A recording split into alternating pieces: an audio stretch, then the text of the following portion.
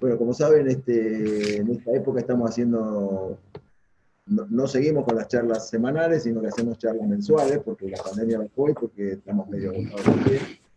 Pero por suerte eso también por ahí hace que contemos con gente muy importante para poder invitar, ¿no? Este, la charla va a ser grabada y puesta en YouTube para que la puedan rever o pasársela a alguien. Yo sé que hay gente que no puede estar por el horario. Eh, y bueno, la dinámica, como siempre saben, es una exposición del tiempo que le parezca, en el caso de hoy a Daniel, más o menos media hora, 40 minutos, lo que él le parezca, y después absolutamente con total libertad de hacer las preguntas o comentarios o lo que sea. Respetuoso, claro. Este, bueno, en el caso de Daniel, ya es la segunda vez que contamos con el orgullo de tenerlo acá con nosotros. Eh, Él es doctor en Ciencias Sociales de la UBA, es investigador del CONICET, es titular en la UBA y en la Universidad de 3 de Febrero, es director del Centro de Genocidio, Estudio de Genocidio de la Universidad de 3 de Febrero, sobre todo es un gran experto en genocidio, en el estudio de los genocidios, y creo que además de todos esos títulos así formales o importantes, pero además formales, es alguien que, como nos demostró en su primer charla, no se conforma con el sentido común y la verdad establecida, sino que busca profundizar el conocimiento a fondo, ¿no? Y eso creo que muchos recordamos la primera charla de él con nosotros, en la que realmente creo que nos golpeó, eh, que estábamos bastante conformes con la evolución de la pandemia desde una perspectiva biológica, y él nos dijo que, bueno, podía ser cierto desde una perspectiva biológica, pero que había otras perspectivas que quizá eran más importantes. Digamos, no sé si lo resumo bien, pero más o menos esa fue la idea que me quedó. Creo que a todos nos dio una buena cachetada y nos despertó eh, eh, en ese sentido. Bueno, me parece que no necesita mucha presentación, Daniel, muchos lo hemos leído en distintos lugares, y, y es más interesante escucharlo a él que a mí. Así que, no sé si Daniel, si querés hacer, mostrar diapositiva, eso no hay problema, ¿eh? Y te escuchamos. No, no, no, no. Vamos a hacer como la otra vez, que lo vamos a hacer más charlado nomás. Así que bueno, gracias por la invitación otra vez. Y yo pensaba dos, tres cosas, ¿no? Cuando me llamaron otra vez. Una que estaba mirando justamente, que fue noviembre del 2020, cuando nos juntamos, y que pasaron un montón de cosas y además, bueno, como que estábamos en el medio de todo el despelote y uno diría, bueno, hoy hay la posibilidad, más allá de que no es un proceso que haya terminado, existe la posibilidad de hacer un balance, por un lado un balance de qué pasó entre noviembre de 2020 y hoy, junio 2022, y después también un balance global, ¿no? De lo ocurrido. Y entonces como que quería conectar mucho con la charla anterior, no la pude, bueno, por eso les pedía recién el link, no la pude ver otra vez, pero más o menos me acuerdo qué pensaba yo por ahí por noviembre de 2020, y qué podemos aprovechar o no de eso y qué pasó en el medio. Y entonces la idea era, bueno, hacer un poco ese balance, pero no tomarme tanto, porque me parece que como todos están en el tema, me parece que lo más enriquecedor es el intercambio. Entonces no quiero hablar tanto yo para que nos quede más tiempo de ida y vuelta, pero sí plantear algunas cosas. Sobre todo porque diría que lo que más me preocupa es que el balance que tanto el mundo en general, con algunas excepciones, que diría China y quizás algunos países de Oceanía, y la Argentina en particular, mi percepción es que el balance que se ha hecho es tremendamente malo, lo cual nos genera un problema agregado. Una cosa es cuál fue nuestro desempeño ante el COVID, otra cosa es cómo evaluamos un balance de nuestro desempeño ante el COVID. Entonces no es solamente malo en el sentido, a mi modo de ver, de erróneo, sino que en todo caso la percepción mía es que hay como una construcción social con bastante hegemonía de cuestionar lo que se hizo bien y legitimar lo que se hizo mal. O sea, que hay, en ese sentido me parece que hay un balance que en términos sociopolíticos y sanitarios puede tener una gravedad enorme ante cualquier problema con el que nos confrontemos, y además creo que implica una cantidad de derrotas en un sentido político que si no las elaboramos ponen un piso de partida mucho peor que cuando fue la aparición del COVID a fines del 2019. Entonces un poco la idea es, centrándome bastante en Argentina, pero con cosas que podemos transferir a muchas otras experiencias, sobre todo donde están ustedes, porque creo que Argentina tuvo un tipo de desempeño bastante parecido al de gran parte de los países europeos en ese sentido. Entonces digo, no me parece que sea tan distinta la evaluación de España o de Italia, podríamos decir que sí podría ser distinta por eso, la de Estados Unidos o China o Brasil o Australia, pero parece que Argentina, España e Italia han tenido recorridos más o menos similares en ese sentido. Tratar de, centrándonos en Argentina, pensar algunas cuestiones más que son transferibles a algunos otros lugares, y como, bueno, plantearles mi balance, digamos que es bastante distinto a ese balance construido socialmente, y en qué punto nos encontraríamos, a mi modo de ver hoy, en ese sentido, ¿no? Entonces, por ahí, para poner algunas cosas y conectar lo que charlábamos en noviembre de 2020, me parece que ha quedado muy claro, al igual que había pasado con la gripe española, las consecuencias de las tres posibles estrategias ante la aparición de un virus nuevo, desconocido, incierto, ¿sí? Que serían las de, y hay varios trabajos que se han publicado ya desde ese momento hasta hoy, las tres estrategias que diría, para resumirlas: supresión, inmunidad de rebaño, libre circulación, y mitigación, que fue un poco la elegida en Argentina, España, Italia.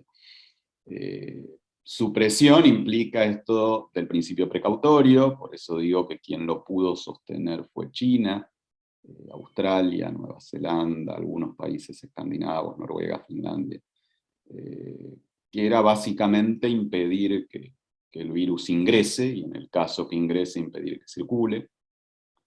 Y paradójicamente no es que implicaba un nivel de sufrimiento social tan alto, sobre todo no lo hubiese implicado en casos como Argentina, porque nosotros tenemos la ventaja de que estamos muy alejados del centro del mundo y que tenemos un solo aeropuerto internacional importante con circulación, con lo cual el gran problema era controlar Ezeiza, ya lo decíamos en noviembre de 2020.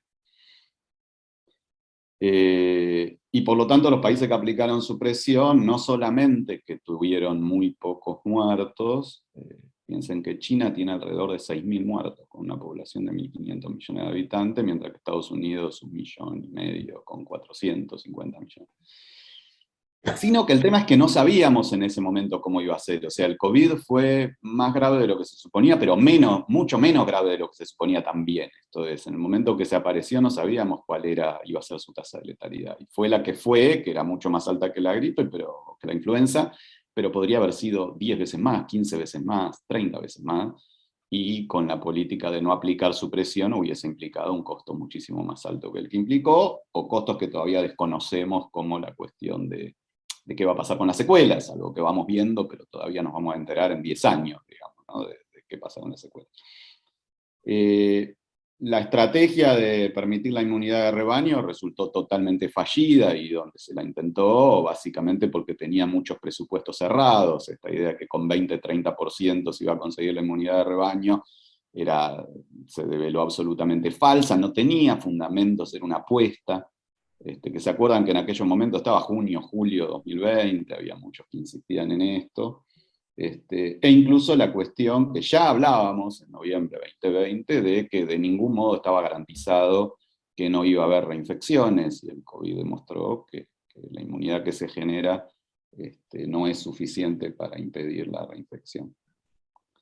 Y después lo que tuvimos fue las estrategias de mitigación, que era esto de evitar el colapso del sistema de salud. O sea, la única diferencia con la estrategia de inmunidad de rebaño es sí, que se mueran todos los que se tengan que morir, pero no todos juntos, para que no se nos muera gente de otra cosa, digamos, y esto era un poco lo que se trató. Podríamos decir que en términos de la estrategia fue exitosa, efectivamente el sistema de salud solo colapsó en muy pequeños periodos y en muy poquitos lugares, en Argentina prácticamente. O sea, tuvo al personal de salud al límite durante 1 año y medio, en una situación tremenda de estrés, de burnout. Pero podríamos decir, bueno, fue exitosa porque no colapsó en el sentido de un número alto de muertes no COVID asociadas, pero con el costo de lo que implica ese éxito, que el éxito era que todos los que se tuvieran que morir de COVID se murieran, digamos, simplemente que no generaran muertes no COVID asociadas al colapso del sistema de salud. Ahora, después tuvimos algo que no conocíamos en noviembre de 2020, que la verdad que creo que fue el punto más alto en el caso argentino, en algunos otros también, pero sobre todo en el caso argentino, que fue que las vacunas resultaron especialmente eficaces. La verdad que su nivel de efectividad es muy alto, ha cambiado muchísimo la situación, y una campaña de vacunación encarada por el Estado Nacional con un alto nivel de eficacia y de acompañamiento.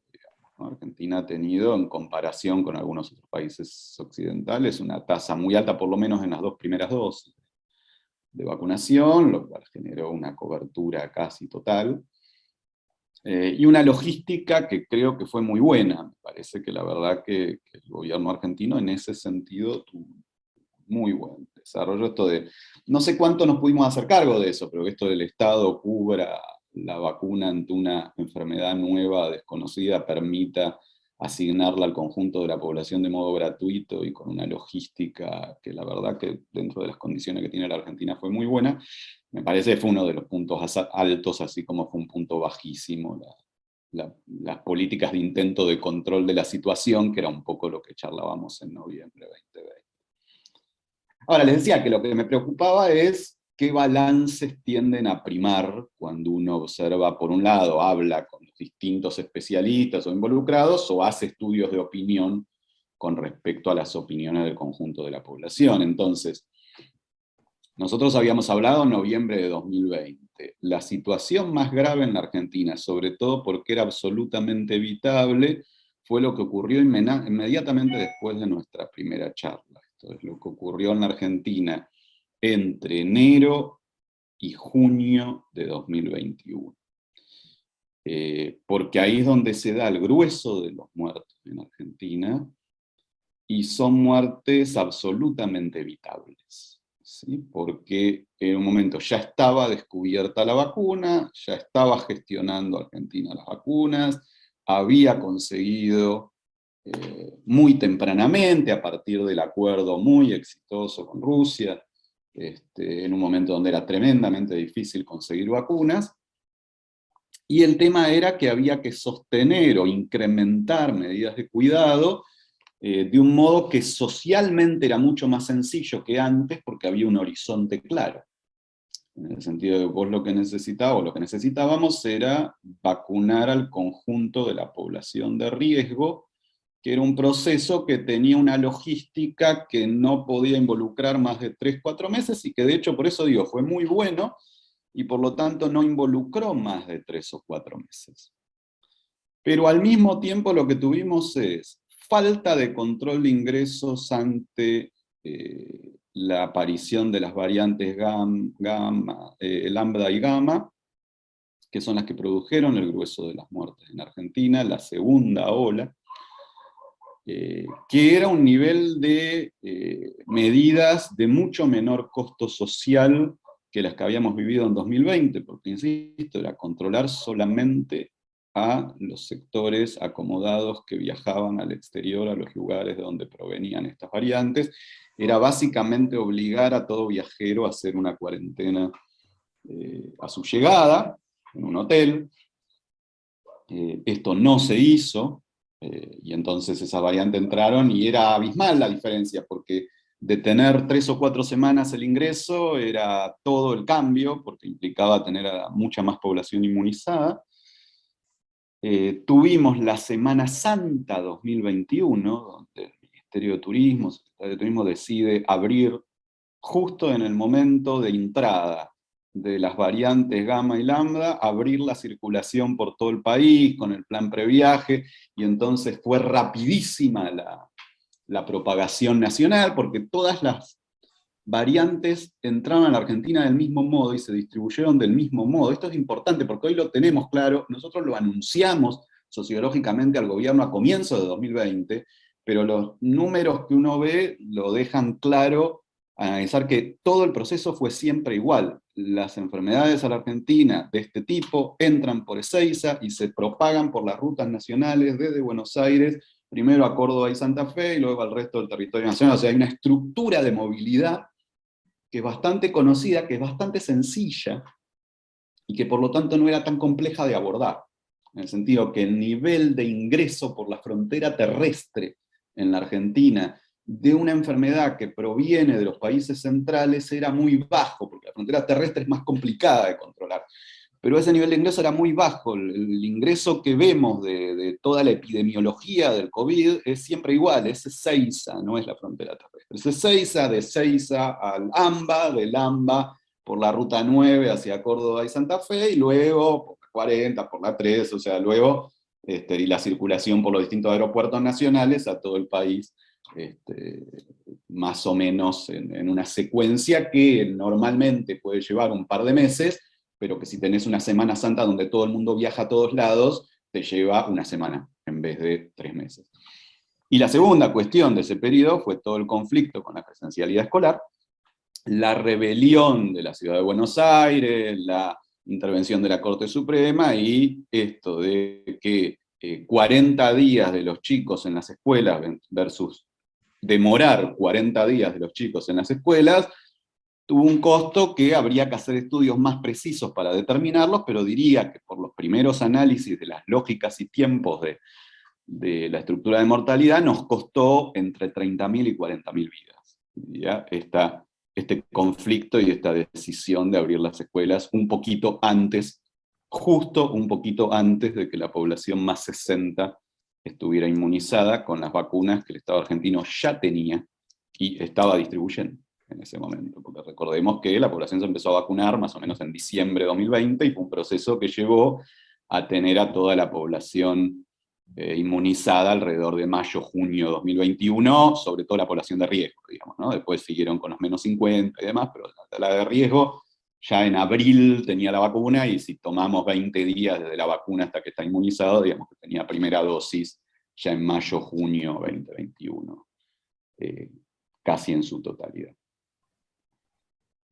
Ahora, por eso decía que tenemos este análisis, por ahí agregaría un elemento más, que es la tremenda dificultad del Estado argentino en todos los planos para poner límites a los sectores acomodados, y por lo tanto tuvimos esto, que teníamos a las fuerzas de seguridad que produjeron 4 asesinatos y innumerables situaciones de maltrato y de humillación ahí donde no había COVID durante 2020, esto es porque pensar que en un barrio popular, digo, algunas experiencias que fuimos relevando, de Santiago del Estero, en marzo de 2020, si la población se desplazaba de un barrio a otro era peligroso porque había COVID, era bastante absurdo, porque si ese COVID entraba del exterior y tenía que circular de Buenos Aires, no había llegado a los barrios populares de Santiago del Estero, y al mismo tiempo la dificultad de esa misma fuerza de seguridad para controlar los ingresos del exterior o poner límites a las fiestas clandestinas de los sectores acomodados, que era donde sí circulaba el COVID, porque eran los sectores que habían viajado a Europa o habían viajado a Estados Unidos, volvían y hacían una fiesta, salían a hacer las compras y contagiaban a las empleadas domésticas a las que hacían ir a sus casas pese a la prohibición de desplazamiento.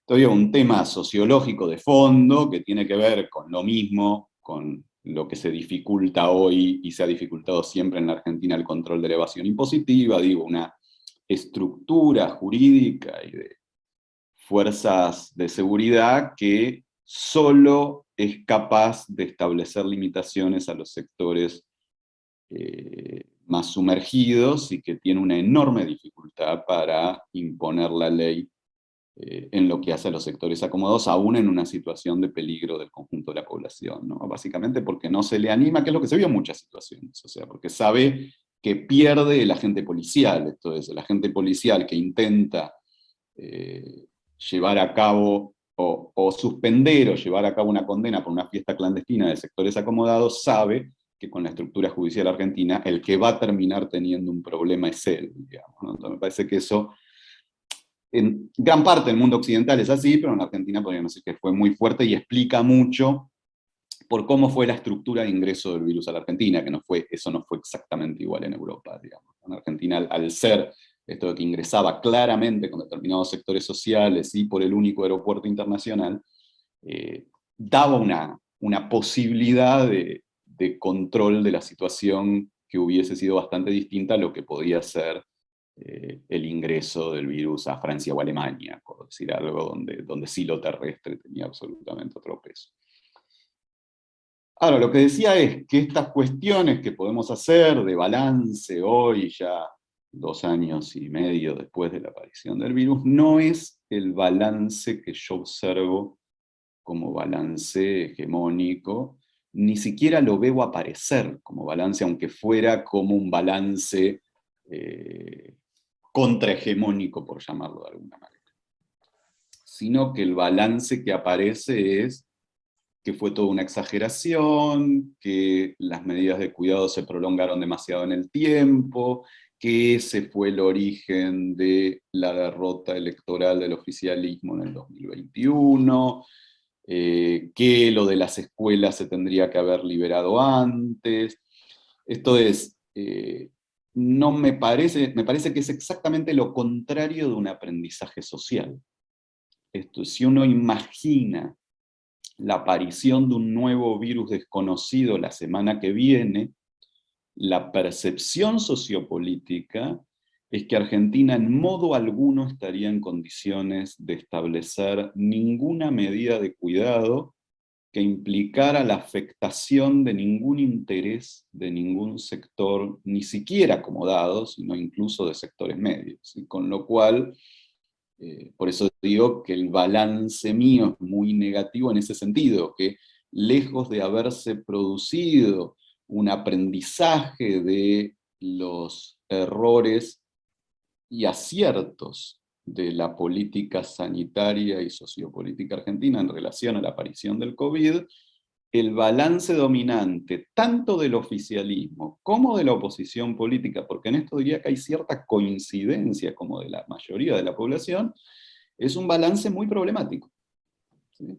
Es un balance muy problemático por esto que decía, porque no hay ni una valoración real de aquello que se pudo hacer bien, ni una comprensión de los motivos y las lógicas de aquello que no se pudo hacer, esto es, a qué responde el nivel de muerte que vivimos, y por lo tanto no hay ninguna posibilidad con ese tipo de balance de una reversión positiva de esa experiencia, sino que lo que aparece es lo contrario. Por eso les decía, lo que aparece es que el tipo de balance dominante impediría cualquier medida futura ante un riesgo de esas características, y nos entregaría casi a la única política peor que la que se implementó, que es la de Estados Unidos o Brasil, la de la inmunidad de rebaño, que es la estructura de ingresos y el confort de los sectores acomodados en nuestras sociedades no se puede tocar por nada. Ese sería el balance que se saca de esta experiencia. Esto es que ni siquiera aquello que nos pone a todos en riesgo de muerte puede ser acicate suficiente para poner sobre la mesa la distribución del ingreso, y esto por eso digo, lo digo de Argentina, pero diría que lo puedo transferir a gran parte del mundo occidental, por eso digo que en Oriente fue distinta la discusión y fue distinto el resultado. Y entonces por eso no es un escándalo lo que ha ocurrido en esos países, ¿no? Entonces, y por eso les daba la comparación de la situación de Estados Unidos con China, ¿no? donde no hay ningún problema serio en Estados Unidos, y más allá de que es un elemento fundamental para entender por qué Trump pierde una reelección que tenía garantizada, un año y pico después, la situación vuelve a ser la contraria, y entonces todo indica que esa nueva derecha norteamericana se ha fortalecido, y que el costo a pagar por las decisiones pandémicas hoy sería cercano a cero. Entonces digo, acá es donde se juegan varios elementos de los que planteábamos en la reunión anterior, que es eh, la necesidad de entender primero cómo se imbrican los procesos sanitarios con procesos sociales, y por otro lado la necesidad de entender cómo funciona la construcción de representaciones sociales de la realidad. Porque me parece que un elemento fundamental a destacar es que las representaciones sociales de la realidad no son fenómenos transparentes. Esto es que no es que los hechos existen y nosotros los vemos con una situación, o sea, podríamos decir, de relación directa entre la existencia de lo real y nuestra interpretación, sino que la representación de la realidad es siempre una construcción, y esa construcción está mediada por montones de obstáculos que analizábamos en la reunión anterior, obstáculos de carácter epistemológico, mecanismos de defensa psíquica, posicionamientos ético-políticos, y que entonces todo eso ha jugado al no poder intervenir organizadamente y con inteligencia en la disputa por esas representaciones. No solo, yo diría que el campo popular ha perdido hoy, no quiere decir que no lo pueda revertir, pero hoy ha perdido la batalla por la representación de lo que ocurrió en el COVID, sino que tanto no registra esa derrota que participa de gran parte de las caracterizaciones que hace el poder hegemónico. Y por eso decía que no puede entender, por ejemplo, y les digo cuestiones que relevábamos de estudios de opinión que hicimos durante todo 2021, que varios se publicaron, hasta junio de 2021, la mayoría de la población argentina no solo acompañaba las medidas de cuidado, sino que le reclamaba al Estado mayores medidas de cuidado, pese a que los diarios nos decían que estaban todos podridos y hartos y cansados, aún los sectores que tenían mayor sufrimiento social por esa medida de cuidado.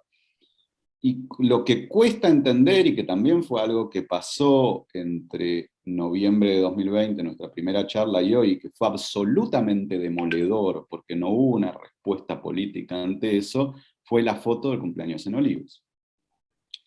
Porque esto fue un golpe que tampoco fuimos capaces de analizar en sus consecuencias profundas, en el sentido de que la articulación de la nueva derecha en todo el mundo, y en nuestro país también, se basa en articular nuestras paranoias. ¿Se acuerdan que habíamos hablado del rol de la proyección en la reunión de noviembre del 2020? Y la estrategia de la nueva derecha es articular nuestras paranoias alrededor de la antipolítica, ¿sí? En términos de la idea de que el responsable de nuestro sufrimiento es el funcionario político, y que además su responsabilidad está en que él disfruta mientras nosotros sufrimos.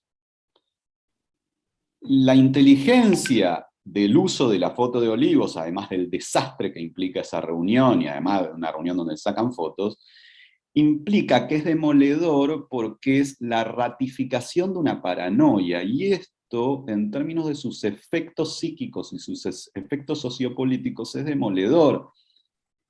Para darles el ejemplo de cualquier paranoico, digo, para pensarlo en otra situación, o sea, es como que cualquier paranoico que piense que su mujer lo está engañando, llega a su casa, abre la puerta y ve la escena del engaño. No hay cómo volver de esa situación. Entonces, ante la agitación de la paranoia, de ellos disfrutan mientras vos sufrís, que aparezca que en el momento de mayor restricción y de mayor necesidad de cuidado, quien emitía la norma de la restricción y del cuidado no la cumplía él mismo y estaba de fiesta, actualiza de tal manera esas lógicas paranoicas que no había, yo en su momento lo vi, muchos compañeros me trataban de golpista en ese momento, pero yo decía que no había ninguna manera de seguir desarrollando política frente a la pandemia, ni de remontar la situación política que no fuera la renuncia del presidente, en el sentido de que no había cómo volver de esa situación.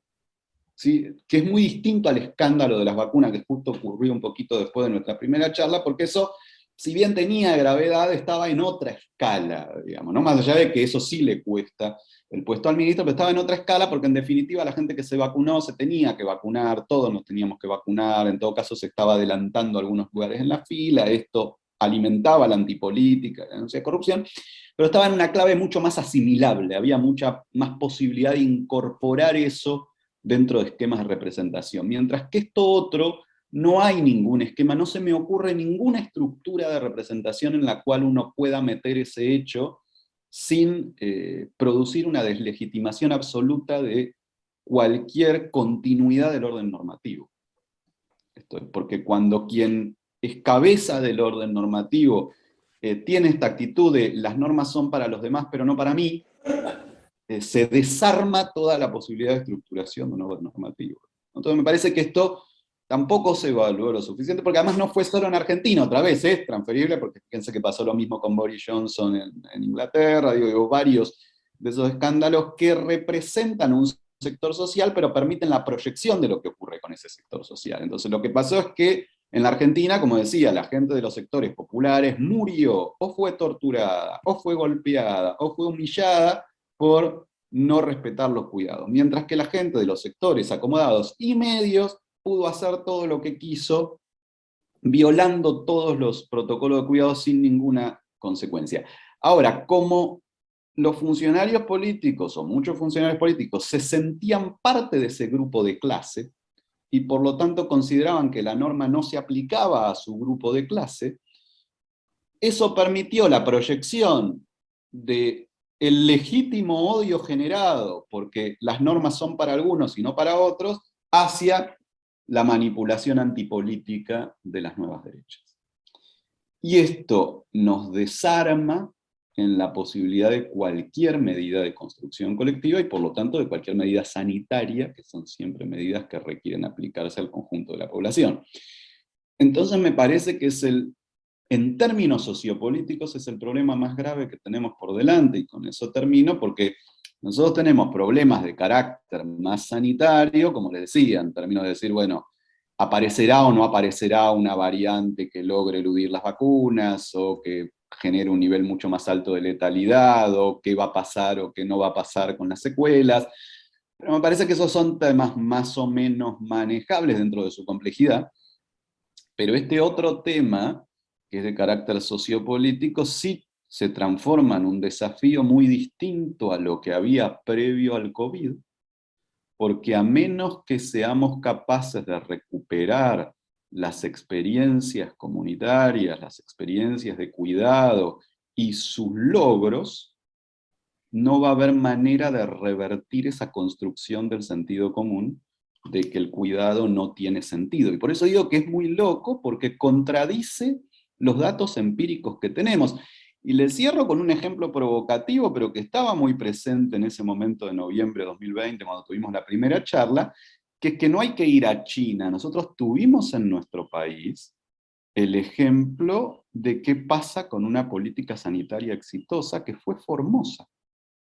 Formosa tuvo un solo muerto por COVID durante todo el primer año de la pandemia.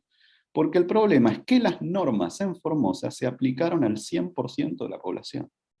Vos no entrabas a Formosa sin ir a un centro de aislamiento, aunque fueras juez, aunque fueras funcionario político, aunque fueras empresario, o aunque fuera lo que fueras. Que esto es lo que generó el escándalo de la denuncia de cómo es que no se puede entrar a Formosa, y llevó a toda la campaña Bullrich-Wolf, pero también a la reacción del gobierno nacional, que lleva a cabo un decreto en marzo de 2021 para impedirle a Formosa la continuidad de esa política, cuando otra vez Formosa estaba a 2 meses, a 1 mes y medio, diría, porque tenía menos población de riesgo, de terminar la inmunización de la población de riesgo, con lo cual le faltaba muy poquito para terminar toda la experiencia de COVID casi sin muertos, que hubiese sido un golpe político demoledor con respecto al desempeño de otras jurisdicciones. Y creo que ese es el motivo por el que las otras 23 jurisdicciones tienen que destruir la experiencia de Formosa.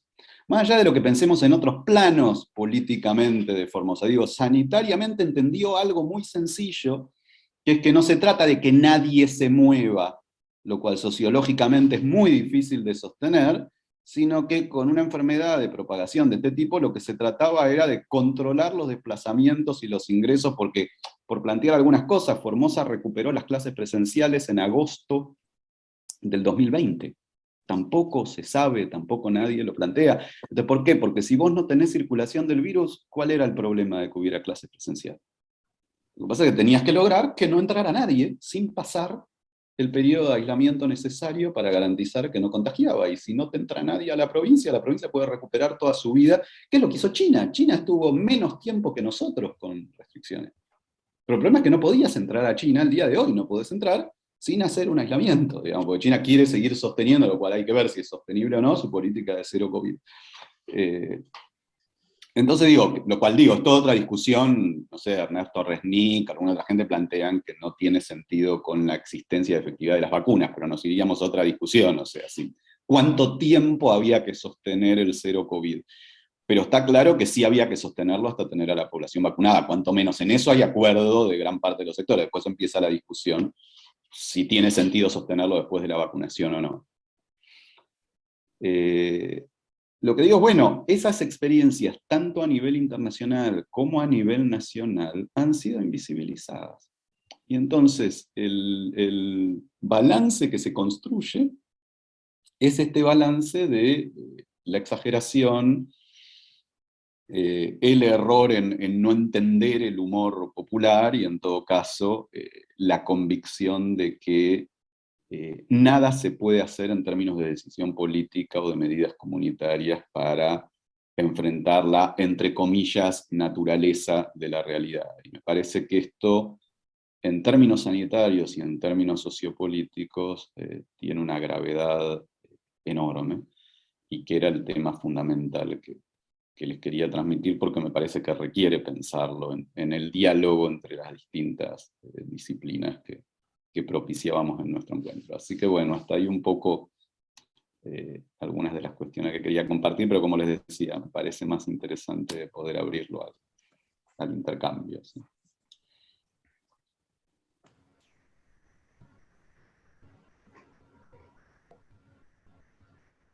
Bueno, yo me olvidé de decir al principio que la que iba a coordinar la sesión de comentarios y preguntas era Claudia Lerú. Lo digo ahora. Hola, hola a todos, un placer encontrarnos. Y bueno, el que quiera, por favor, preguntar, en principio, Nardo, y yo voy diciéndoles. Daniel, yo tengo la sensación de que en este sentido vos podés acordar con muchos de nosotros que pensamos que el único rol de los dueños de la tierra hoy en la Argentina es hacer que el peronismo no termine este periodo constitucional. Es decir, es demasiado fuerte lo que está pasando en el sentido de que cómo ha invisibilizado a la derecha a cualquier cosa positiva de que se haya hecho durante esta pandemia. Esa es mi pregunta. Sí, lo que pasa es que, Nardo, yo por ahí lo que pensaba es complejizar esa respuesta, porque si uno solo lo pone como un resultado del oligopolio mediático o de el balance construido por la derecha, no puede ver el problema más profundo que involucra el campo propio también.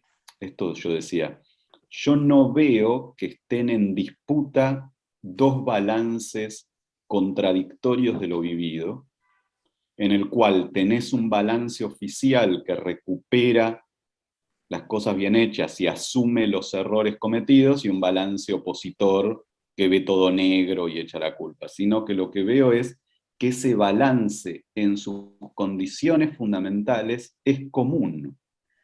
Esto es, el gobierno, o gran parte, yo diría la mayoría del oficialismo, cree que lo que hizo bien estuvo mal, y que lo que hizo mal estuvo bien.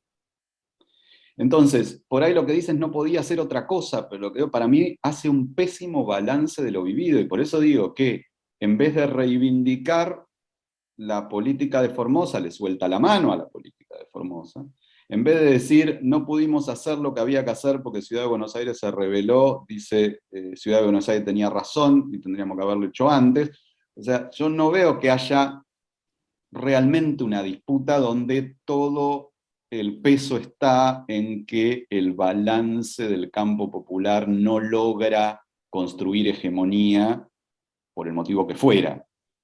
La explicación más fácil sería porque no tiene acceso a los medios. Yo nunca me enamoré de esa discusión, me parece que eso no explica todo, ni mucho, pero también podría ser porque sus argumentos no son convincentes o por lo que fuera. Pero me parece que no es eso lo que ocurre. Con respecto a la pandemia, me parece que lo que ocurre es que gran parte del gobierno ha comprado, por el motivo que sea, el balance y la explicación que da el poder dominante. Que podríamos decir que algo parecido ocurre con lo económico, digamos, ¿no? Pero bueno, nos metemos en otra discusión, pero me parece que hay como una caracterización del mapa que es común. Entonces, al ser común, políticamente ya estás derrotado, porque te basás en la misma caracterización, y entonces vos decís, bueno, no pude, o esto, bueno, hay que hacer un ajuste, pero hay que hacer un ajuste no tan salvaje y no tan rápido como quisiera hacerlo el macrismo, y esto como argumento ya implica una derrota absoluta, porque implica que la caracterización se comparte, y que en todo caso estamos discutiendo detalles. A mí me parece, yo lo que veo con la pandemia es esto, ¿sí? O sea, que hay un balance que en ese sentido es común, y por eso lo digo más allá de Argentina, porque me parece que es un balance que comparte gran parte del mundo occidental, ¿sí? Yo no veo que haya realmente un balance, esto, de los éxitos que lograron ciertas medidas de cuidado, ni del costo que tuvo que determinados sectores sociales consideren que la ley no vale para ellos, y que entonces tiene un costo en evasión impositiva y tiene un costo sanitario, que es, si vos controlás el ingreso, pero alguna gente no la podés controlar, entonces no te sirve de nada controlar el ingreso, porque esa gente a la que no podés controlar contagia igual al conjunto de la población, y entonces ¿para qué controlaste a algunos? Si igual, o sea, el sentido de una medida sanitaria de control es que se le aplica al 100% de la población. Si no lo puedes aplicar al 100% de la población, la medida se vuelve ineficaz. Pero esa discusión no está sobre la mesa, yo no la veo sobre la mesa en ningún lugar. Entonces lo que está sobre la mesa es que las medidas de control son ineficaces. Pero no está claro por qué, parece que es una característica natural de las medidas de control. O sea, que una pandemia jamás se podría controlar porque toda medida de control es ineficaz. Y no, la medida de control es ineficaz porque la autoridad de control considera que hay un conjunto de la población al cual no se le puede imponer ninguna ley, ni siquiera una norma sanitaria. Ahora, me parece que eso no está en el debate, ¿no? Bueno, gracias, Daniel. Carlos Navas quería hacer una pregunta.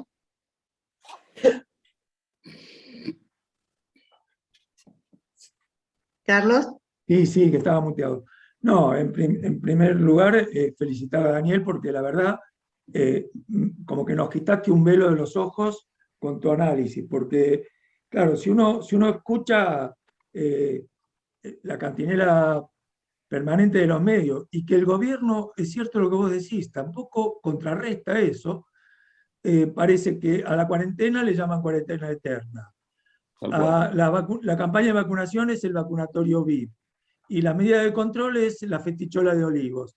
Y después, y en las escuelas es la falta de escolarización durante un tiempo enorme, que es la pérdida de aprendizaje de los niños en la escuela. Y ese es el balance que hacen los medios de comunicación, que, bombardeada por la oposición, pero que el gobierno no ha contrarrestado. Yo creo que esto está clarísimo. Y me encanta tu análisis tan claro, y bueno, un poquito también es este tipo de análisis. ¿Vos has escrito alguna editorial así de difusión masiva? Porque es re interesante lo que estás planteando. Ahora, eh, porque vos vas más lejos aún y ahí ya empieza a ser un poquito más. A ver, lo de Formosa es visto a nivel de la opinión pública en general y no ha sido contrarrestado por nadie, como, no como medidas de cuidado, sino como, a ver, medidas de un estado provincial totalmente totalitario, irracional, etcétera, etcétera. Y esto es lo que se ha difundido. Yo tampoco tenía tan claro eso de que había habido casi ningún muerto en Formosa mientras duró el confinamiento, el periodo de... Pero lo otro que vos decís también, de que, bueno, a ver, en las distintas olas se comportó igual la difusión del virus. Entró por Olivos, se difundió al conurbano y después por las rutas nacionales. Y sí, y es cierto, y no se pudo controlar. Hay alguna cosa que yo también veo y que por ahí vos no lo tomaste, que yo pensé que la pandemia nos iba a hacer reflexionar sobre sociedad, como sociedad, sobre, por ejemplo, el sistema de salud que tenemos, que es desastroso. Es muy cierto que los gobiernos lo reforzaron y respondió muy bien, con un nivel de estrés, de cansancio, de agotamiento y de perjuicio de desatención de otras patologías inmenso, grandísimo. Pero me da la impresión que a pesar de todo eso, no se han tomado medidas de fondo para reformar el sistema de salud y hacerlo mejor, más efectivo y perdurable. Bueno, nada, te quería felicitar porque la verdad que a mí me corriste un velo. Gracias, Carlos. Mira, va muy en la línea de lo que planteas varias de las cuestiones de esto, y esto último como conclusión, ¿no? ¿Qué es esto que decía? Si no pensamos cómo se construyen las representaciones sociales de la realidad, no podemos dar ninguna lucha política. Entonces, esto que vos decís es, ¿por qué se modificaría el sistema de salud? Porque se construye una representación de que el sistema de salud tenía muchísimos problemas que logró resistir gracias al sacrificio de su personal y que por lo tanto requiere un conjunto de transformaciones. Ahora, como eso no se instaló como balance, lo otro es abstracto. Entonces, más te diría, ¿cambió la remuneración del personal de salud? No. ¿Cambió la sobreexplotación del No, personal de salud? No. ¿Por qué? Porque el balance construido fue lo que llamábamos en la charla de noviembre la naturalización. Esto es, como el balance construido fue la naturalización de la injusticia, así como la naturalización de la pandemia, si es natural no hay nada que cambiar porque no hay nada que se pueda hacer. Y en ese sentido, por eso no me parece como ingenuo esto de que acá mismo, en esta charla y con el nivel de involucramiento y de compromiso que tienen ustedes, no exista mucho conocimiento de la respuesta sanitaria de Formosa. Porque por eso digo, más allá de lo que pensemos del gobierno de Infran, porque además las denuncias que se hicieron en su momento con organismos de derechos humanos nacionales e internacionales con respecto a lo que pasaba a Formosa, se cayeron todas al día de hoy. Esto es, se demostraron todas falsas. Entonces, ¿qué es lo tan terrible que pasaba en Formosa? Que cuando la Corte Suprema obliga a Formosa a que no puede seguir sosteniendo el mecanismo de ingresos que tenía, que era que había que anotarse y que había que esperar 2 o 3 meses para ingresar a la provincia, y la obliga en octubre de 2020 a que ingresen 8.000 personas todas juntas a la provincia, el gobierno de la provincia establece centros de aislamiento en cualquier lugar, en estadios, en escuelas, para poder alojar a todas esas personas. Y que entonces las condiciones de aislamiento para sectores medios eran efectivamente muy desagradables. Ahora fíjense qué paradoja. Eran condiciones mejores a las que vive el 30 o 40% de la población argentina durante toda su vida. Pero claro, para sectores medios, incluso diría para cualquiera de nosotros, eran condiciones que uno podría considerar degradantes, en el sentido de que de pronto tenías que compartir una habitación con gente muy humilde a la que nunca te habías encontrado en tu vida muchas veces, y por ahí tener que estar 10 días en esas condiciones. Ahora, el costo era que las 1.500 personas que tenían que haber muerto en Formosa, comparativamente con una provincia similar como Chaco, producto de no implementar esas medidas de cuidado, no iban a morir, con lo cual estabas hablando de entre 1.000 y 1.500 vidas por el disconfort de una serie de sectores medios que al decidir viajar afuera de Formosa, al volver a Formosa, tenían que estar en una situación no muy placentera. Pero a su vez bastante fácil de resolver. Nosotros en ese momento lo habíamos hablado mucho con el gobierno de Formosa, desde distintos grupos de trabajo para colaborar, para mejorar la situación, porque el problema es que Formosa no tenía la estructura hotelera para permitir lo que sí se podía hacer en Buenos Aires, que es, bueno, el que se quiere pagar condiciones mejores, que se las pague. Digamos, ¿no? El asunto es, bueno, ¿dónde se las paga? Porque para eso tenés que tener un conjunto de hoteles que están asignados a esa población, donde no va nadie más que no sea parte de la población que tiene que hacer el aislamiento, y hace el aislamiento en condiciones de mucho mayor acomodo y paga por esas condiciones. Ahora, fíjense que estamos en un nivel de detalle que por supuesto que podía haber mejorado, qué sé yo, tuvimos muchas discusiones con el gobierno de Formosa porque seguían aplicando 14 días cuando había muchos trabajos, sobre todo de test en pools y de la persistencia del virus, que mostraban que con un aislamiento más inteligente de 7 días podía ser suficiente. Pero estamos hablando en detalles de una estrategia exitosa que podría haber sido un poco mejor, pero que lo mínimo que uno tiene que hacer es, si vos tenés un muerto en todo un año y todas las otras provincias no bajan de 800, 900, aún con poblaciones iguales o menores a la tuya, bueno, lo primero que tengo que hacer es tratar de mirar con atención qué estás haciendo, porque hay algo que estás haciendo bien, digamos, no más allá de que se pueda mejorar. Ahora, justamente eso se desconoce, esa experiencia no existió, lo que quedó es la campaña de TN de que mandaban las embarazadas al monte, o sea, toda esa campaña de difamaciones, injurias, mentiras, que quedó instalado para deslegitimar, más allá, digo, yo no soy un fan ni de Infran ni de Formosa, creo que hay un montón de problemas en Formosa de otro tipo, vinculados a los pueblos originarios, pero serían otras discusiones. Lo que digo es, me llama la atención que esa experiencia esté fuera del radar, porque es lo que juega en la naturalización.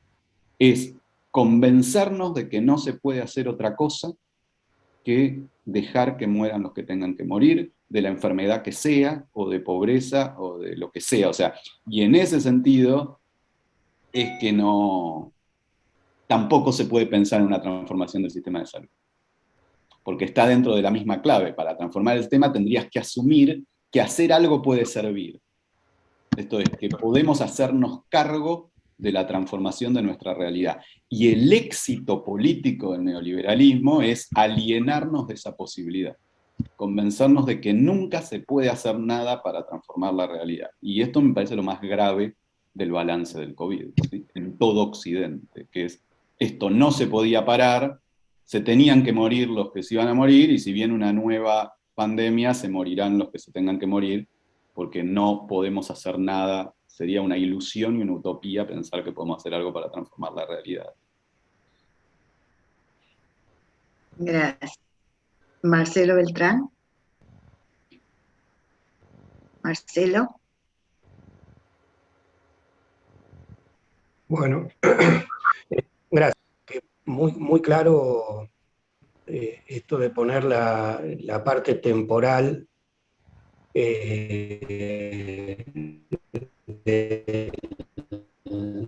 hasta que las vacunas o hasta que los que estaban más en riesgo fueran convenientemente vacunados, ¿no? Ahora, la experiencia argentina inicial no fue tan mala. Nosotros casi pudimos suprimir la pandemia mientras se preparaban los hospitales, mientras nos preparábamos todos. Creo que hasta mayo la experiencia argentina fue bastante favorable, quizás hasta que el virus entró, por ejemplo, en la Villa 31, en Retiro, o lo demás, que se fue un poco el virus de control, pero esta experiencia inicial me parece que fue buena. Y la otra cosa que además el virus marca las diferencias en nuestras sociedades, ¿no? Ahora hubo un artículo publicado muy recientemente que nos lo mandó Claudia Lerú, de la mortalidad en las distintas comunas de La Cava, en los distintos barrios de La Cava, cómo iba aumentando la mortalidad en las barriadas de la zona sur, que es lo mismo que marca la incidencia de tuberculosis en La Cava, que es lo mismo que marca otras cosas, o sea, cómo el virus marca nuestras diferencias sociales y además debe intervenir en la mortalidad las distintas comorbilidades, o sea, el aumento de la obesidad, la diabetes tipo 2 en los grupos con alimentación insuficiente o mala alimentación, ¿no? Buenísimos los dos temas, Marcelo. A ver, por un lado, creo que sí, pero es parte de lo que estaba diciendo esto de la experiencia inicial, de no poderse hacer cargo de aquello que había funcionado bien. Argentina efectivamente hace varias cosas muy bien al principio, pero producto de un error fundamental, que es el que ya marcaba yo en noviembre de 2020, que fue Ezeiza, todo lo hecho bien lo dilapidó. Y esto es lo tremendo políticamente, porque todos los que no se te murieron entre marzo 2020 y agosto 2020, se te murieron entre agosto 2020 y mayo-junio 2021. Entonces, al final no te salió bien, porque finalmente se murieron. El problema es, ¿qué es lo que pasó en el medio? Y por eso decía que era imposible sostener una situación de un año donde nadie se mueve. Pero esto es lo que decía, era sociopolíticamente inviable, pero no era necesario, no es lo que hicieron ni los países ni las provincias que lograron contener la situación, sino que el problema no es que nadie se mueve, sino que el problema es cómo circulan. Y esto es un problema eminentemente sociológico. Entonces, como vos decías, Argentina controló la situación muy rápido. ¿Por qué? Porque tuvo una cuarentena muy temprana. Y la cuarentena era necesaria, ¿por qué? Porque ya te había entrado el virus, pero te había entrado básicamente a Buenos Aires y después tenías dos focos que eran Chaco y Río Negro, donde rápidamente viajó gente de Buenos Aires, o sea, chaqueños y rionegrinos que habían viajado al exterior, y como se vieron con mucha gente, contagiaron a mucha gente. Entonces necesitabas esa cuarentena temprana, sobre todo en el AMBA, para decir, bueno, necesito controlar esa situación rápido porque ya me entró. Pero después lo que necesitabas eran otras dos cosas que eran mucho menos costosas, que es, necesito que no me entre ninguno más y necesito controlar los desplazamientos entre las zonas que ingresaron y los que no. Entonces, Santa Fe y Córdoba, que desarrollaron políticas de trazabilidad muy buenas y por lo tanto tuvieron mucho control de la situación entre abril y agosto, se vieron invadidas por el virus desde el AMBA, al punto de que llegó un momento que ya no pudieron sostener la trazabilidad, pero eso porque no había control de los desplazamientos internos, que era mucho más fácil de controlar que una cuarentena para todo el mundo. Y lo mismo con los ingresos al país, o sea, nunca se logró que el 100% de los que venían del exterior hicieran aislamiento, nunca se logró en ningún momento de la Argentina, y por eso vos tenías a la gente que no se movía, pero a la vez que te seguía entrando un montón de gente con el virus, que era la que más se movía. Entonces era un absurdo, porque estabas pagando los dos costos. Y esto es lo que me parece que es el balance que no se hizo. Pagás un costo socioeconómico enorme por no mover a todo un conjunto de la población, de la cual el 95% no tenía ninguna chance de contagiar a nadie con COVID, y estás destruyendo ese costo que tuviste, permitiendo que se mueva el 0.3% de la población, pero que te sigue contagiando a todos. Entonces, ahora, este balance, que es un balance claramente de clase y que políticamente podría tener una fuerza enorme, no lo hace nadie hoy. No lo estoy escuchando en ningún lugar para entender por qué ese éxito inicial terminó dilapidándose y terminamos igual que Brasil, porque este es el costo político alto. Si Brasil no hizo nada y nosotros hicimos un montón de cosas, por lo tanto tuvimos más costo social y económico, ¿por qué tenemos los mismos muertos que Brasil? Bueno, porque al final se nos murieron los mismos, se nos murieron después. Ahora, ¿eso es porque era natural e igual se iban a morir? No, es por el resultado de un conjunto de medidas, ¿sí? Que así como hubo medidas correctas, hubo medidas muy incorrectas y muy problemáticas. Lo segundo, Marcelo, me parece crucial, pero lo tenemos que seguir investigando, decías que Claudia les pasó un artículo, me interesa verlo, porque lo que nosotros tenemos, y lo que yo venimos haciendo con el equipo mío de investigación, un trabajo en barrios populares, de relevamiento de la situación COVID, también de relevamiento de las representaciones, después si quieren les cuento algo más, pero lo que vamos viendo en todos los trabajos que leí, en los trabajos que hemos hecho, es que no es igual que tuberculosis. Y esto es un dato muy interesante, esto es que no fue más alto el impacto del COVID en barrios populares que en el conjunto de la población. Y esto que parece contraintuitivo tiene una explicación sensata, que es que como el COVID afecta, o sea, la mayor comorbilidad es la edad, la mayoría de la gente que se tendría que haber muerto de COVID en los barrios populares ya se había muerto de otra cosa. Y eso generó que, o sea, vos no tenés, el rango de edad de los barrios populares es muy inferior al rango de edad del conjunto de la población. Y entonces eso te compensa otras desventajas. Y la segunda cuestión es que los barrios populares han vivido con más dureza muchísimos virus respiratorios previos, y que por lo tanto los que quedaron vivos, es una hipótesis mía, pero me parece que puede explicar, tienen sistemas de defensa ante enfermedades respiratorias de otro tipo. Lo que digo, bueno, esa hipótesis básica de siempre todas las enfermedades pegan más en sectores populares, en el caso argentino yo no la veo en los trabajos que hemos visto, pero bueno, por eso me interesa el trabajo este que les compartió Claudia, porque hasta donde nosotros hemos visto, hemos investigado, eso no se ve, y me parece que tiene estas explicaciones, me parece que básicamente porque esa gente ya se murió antes, digamos, entonces se murió de otras cosas, y entonces cuando llega el COVID, justamente, alguien que llega a los 85, 90 años, en condiciones como las que puede llegar en sectores medios acomodados, es muy raro que llegue en barrios populares. Entonces, como ese fue el target fundamental del COVID, bueno, esto te genera una cosa, es más, te diría casi lo contrario, nosotros lo que detectamos y nos llamó muchísimo la atención en barrios populares es que la percepción de que tuvieron COVID es bajísima. Yo digo, nosotros no pudimos hacer estudios de presencia del virus en la estructura de defensas, pero yo me jugaría a decir que muchísima gente que dice que no tuvo COVID, tuvo COVID. Lo que pasa es que, bueno, lo trató como una gripe, pero considera que no tuvo. Los índices que nos dan es que alrededor del 20 y poco % de la población de barrios populares que relevamos nos dice que tuvo COVID. Y esto es absurdo en términos de la circulación de la enfermedad en la Argentina. Pero bueno, no registró que tuvo COVID. Digamos, tuvo COVID, pero no lo registró. Me parece que esto se expresa también a que, bueno, en sectores populares tuviste gripe, no tuviste COVID. La capacidad de percepción, de atención del sistema de salud, de hacerte un test, de estar preocupado por eso, también tiene una lógica de clase, ¿no? Pero bueno, me parece un tema fundamental para seguir trabajando, y bueno, les pido después del artículo ese que les A mí me, a Claudia, dale, así lo puedo ver también. ¿Sí?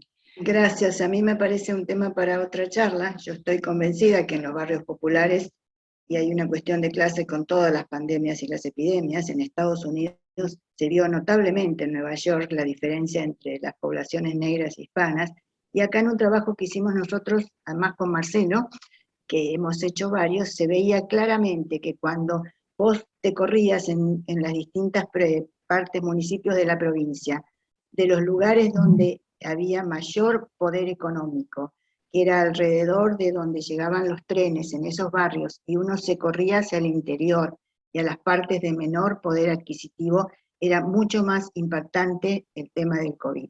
Pero bueno, eso si querés después te los pasamos y es para otra charla. Dale, porque yo todos los trabajos que leí, de Argentina estoy diciendo, por eso digo en otros lugares puede ser distinto, llegan a la conclusión contraria, y tenía el mismo prejuicio, pero estamos tratando de construir explicaciones en otra dirección, porque Esto lo los números no presentamos, nos dan eso, digamos, ¿no? Pero bueno, dale, pásamelo. lo presentamos en Argentina, pero da para otra, y está en una revista. Dale. Juan Navas, por favor, de España.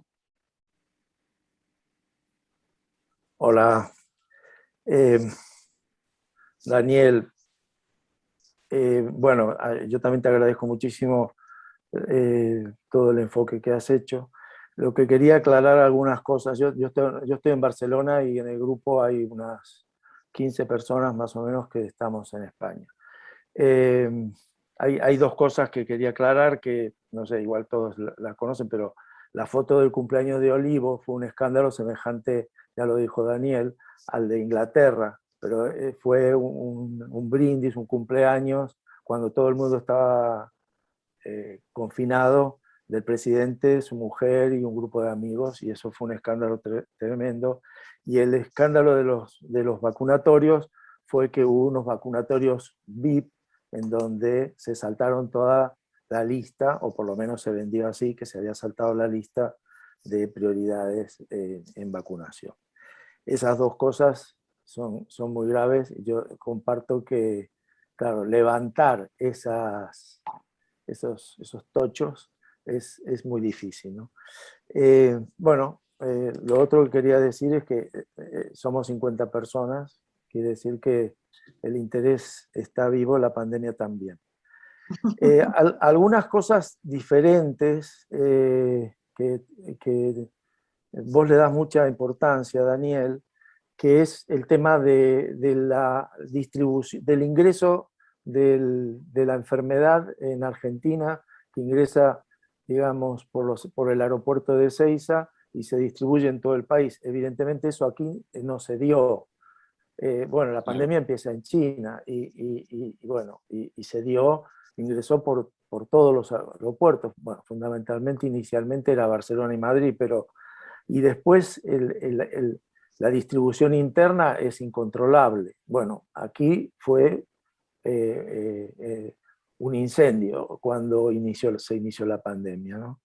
Y esto lo veo bastante diferente. Después, la etapa de mitigación, que fue muy larga. ¿Sí? La Argentina tiene esa característica, digamos, hizo un cierre precoz y muy prolongado, cuando la pandemia aparentemente no estaba o no se detectaba como algo importante, y cuando vino la pandemia es como que, bueno, la gente ya estaba harta de estar confinada, ¿no? Pero yo siempre defendí el hecho del tiempo que dio. En Argentina dio tiempo para que se organizara la asistencia sanitaria o se repensara, pero en el resto del mundo también dio tiempo, dio un tiempo fundamental para la vacuna. De la vacuna, el hecho de que la vacuna fuera tan precoz, no nos lo esperábamos, nadie esperaba que fuera tan precoz y tan eficaz. Y este es un éxito tremendo. Y que Argentina haya comprado la vacuna rusa cuando la vacuna rusa no existía para el resto del mundo, también es un golazo. Y entonces, claro, vos y no solo vos, porque hay mucha gente que lo defiende, el tema de la supresión y no la mitigación. Si viene una nueva, hay que ir a la supresión. Lo dijo Bengoa en el grupo también, pero tiene muchos problemas. Yo el caso de Formosa, evidentemente me enteré cuando ya estaba, digamos, adjudicado el rol de dictadura, ¿no? O de exceso de controles, no sé, no conozco bien el caso. Conozco el caso chino y los casos de países más democráticos que consiguieron hacer la mitigación. A mí me parece, no sé, tengo esa impresión, pero igual vos me lo podés aclarar, como que a la larga nos fuimos casi igualando, ¿no? Los países que hicieron más supresión, vacunaron menos y después tuvieron olas, o sea, hubo olas y contraolas. Lo que sí que quedó claro es que la estrategia de que todo el mundo de la inmunidad de rebaño, esa mató gente claramente, y hay países que lo llevaron, Suecia lo llevó adelante a cara descubierta, y otros lugares, otros países lo llevaron a escondidas, ¿no? Yo creo que a veces, no sé si Brasil lo llevó también a cara descubierta. Aquí a veces teníamos esa sensación, porque la mitigación, yo creo que es bastante imposible. No sé, tú dices que se venda eso como que la mitigación es no poder hacer nada, pero se hace mucho, se hace mucho y se consigue poco, ¿no? Se agota el personal y tal. En relación a los éxitos, cómo se han vendido, digamos, a la población, o cuál es lo que, o sea, hay algunos de los demás que están de aquí que me pueden corregir, pero yo creo que aquí el éxito fundamental y que se regodea bastante el gobierno es de haber conseguido vacunar al mayor número de gente, más gente que otros países europeos, creo que debe ser primero, segundo, por ahí, y a la gente de alto riesgo muy rápidamente. Y el gran fracaso, a diferencia de Argentina, es la mortalidad en los centros de atención de tercera edad, que fue muy precoz y que fue, digamos, una mortalidad tremenda y encima sin asistencia médica, ¿no? Eso sí, está tapado, yo creo que está tapado. Pero bueno, era un poco para comparar lo de allá y lo de aquí, y no sé, si puedes valorar un poco lo que sería la supresión en los países democráticos, porque esto ha estado muy, no sé, muy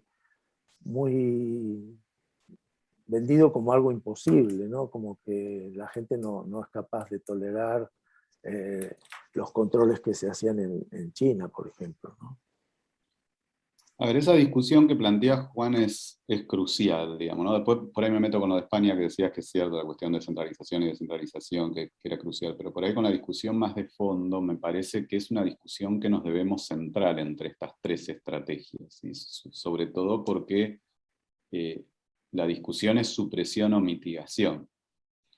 Y el problema es que ocurrió al revés un poco lo que está planteando. Tenemos la ventaja, al haber pasado 2 años y medio, de que ya tenemos los datos de todo el mundo.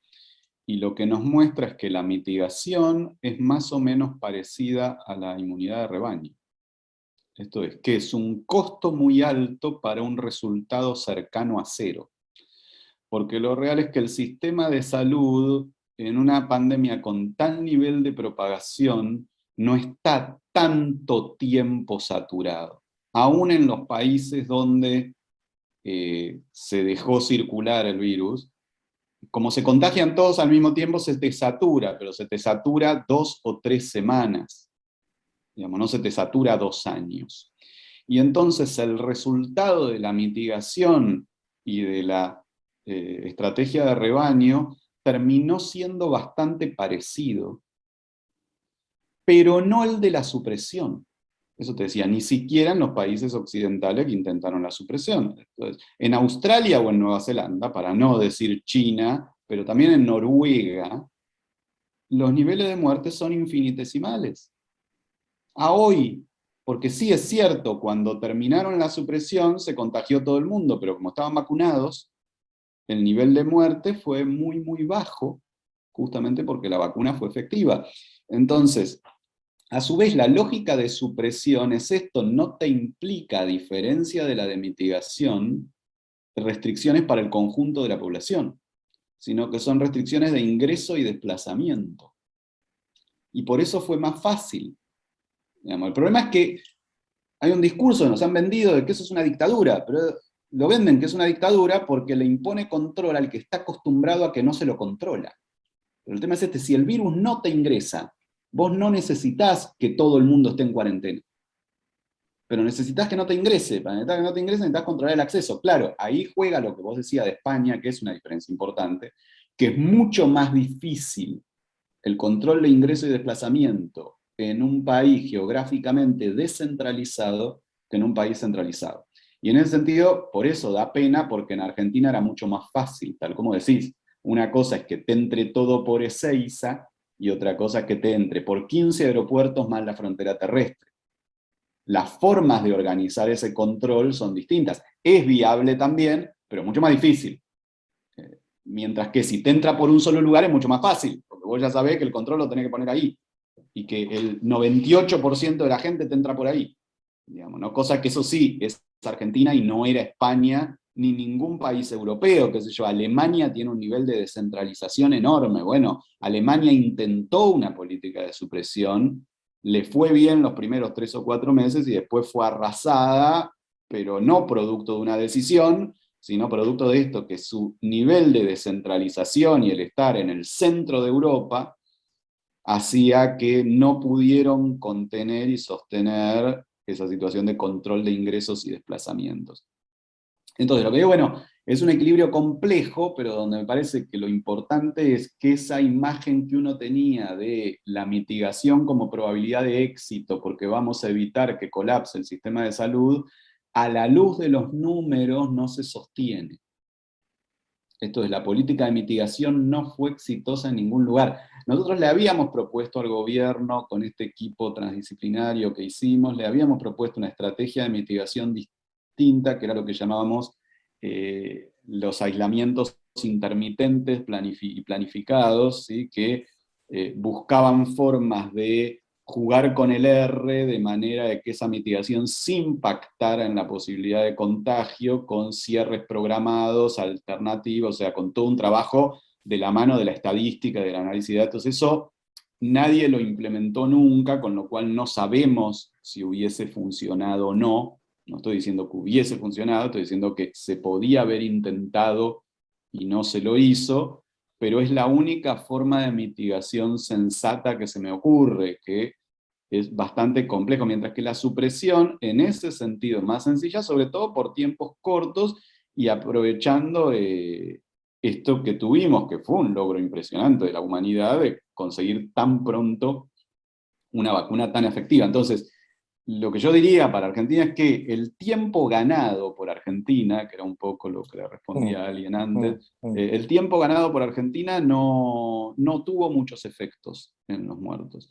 Lo que sí tuvo efecto fue el segundo elemento que decías, que es la buena gestión de las vacunas. Eso sí, esto es, conseguir las vacunas rusas tuvo sin duda un efecto en disminuir la cantidad de muertos enorme. La logística del plan de vacunación, lo bien y lo rápido que se implementó, tuvo un efecto enorme en que los muertos no fueran más. Ahora, el éxito inicial de la cuarentena no tuvo mucho efecto, porque esa gente que no se murió en un momento, se murió en otro, en el sentido que lo que nos queda claro con el COVID a lo largo del tiempo es que hay un número de gente, como planteaba Macri, digamos, que son los que se tienen que morir. Los que se tienen que morir son los que tienen una situación que va a terminar en muerte. Esa gente, si se contagia, se muere.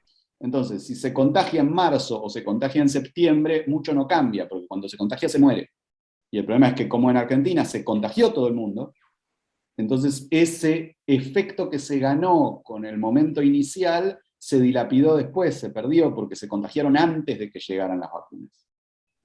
Mientras que los países que aplicaron supresión sí tuvieron un efecto tremendo en sus tasas de letalidad. Una diferencia abismal, por eso decía China, pero Australia, pero Nueva Zelanda, pero Noruega, que no tiene que ver con sus mejores condiciones de vida, porque para el caso Suecia las tiene y justamente no tuvo esa diferencia, sino con que lograron que la gente no se contagiara hasta que estuvo vacunada.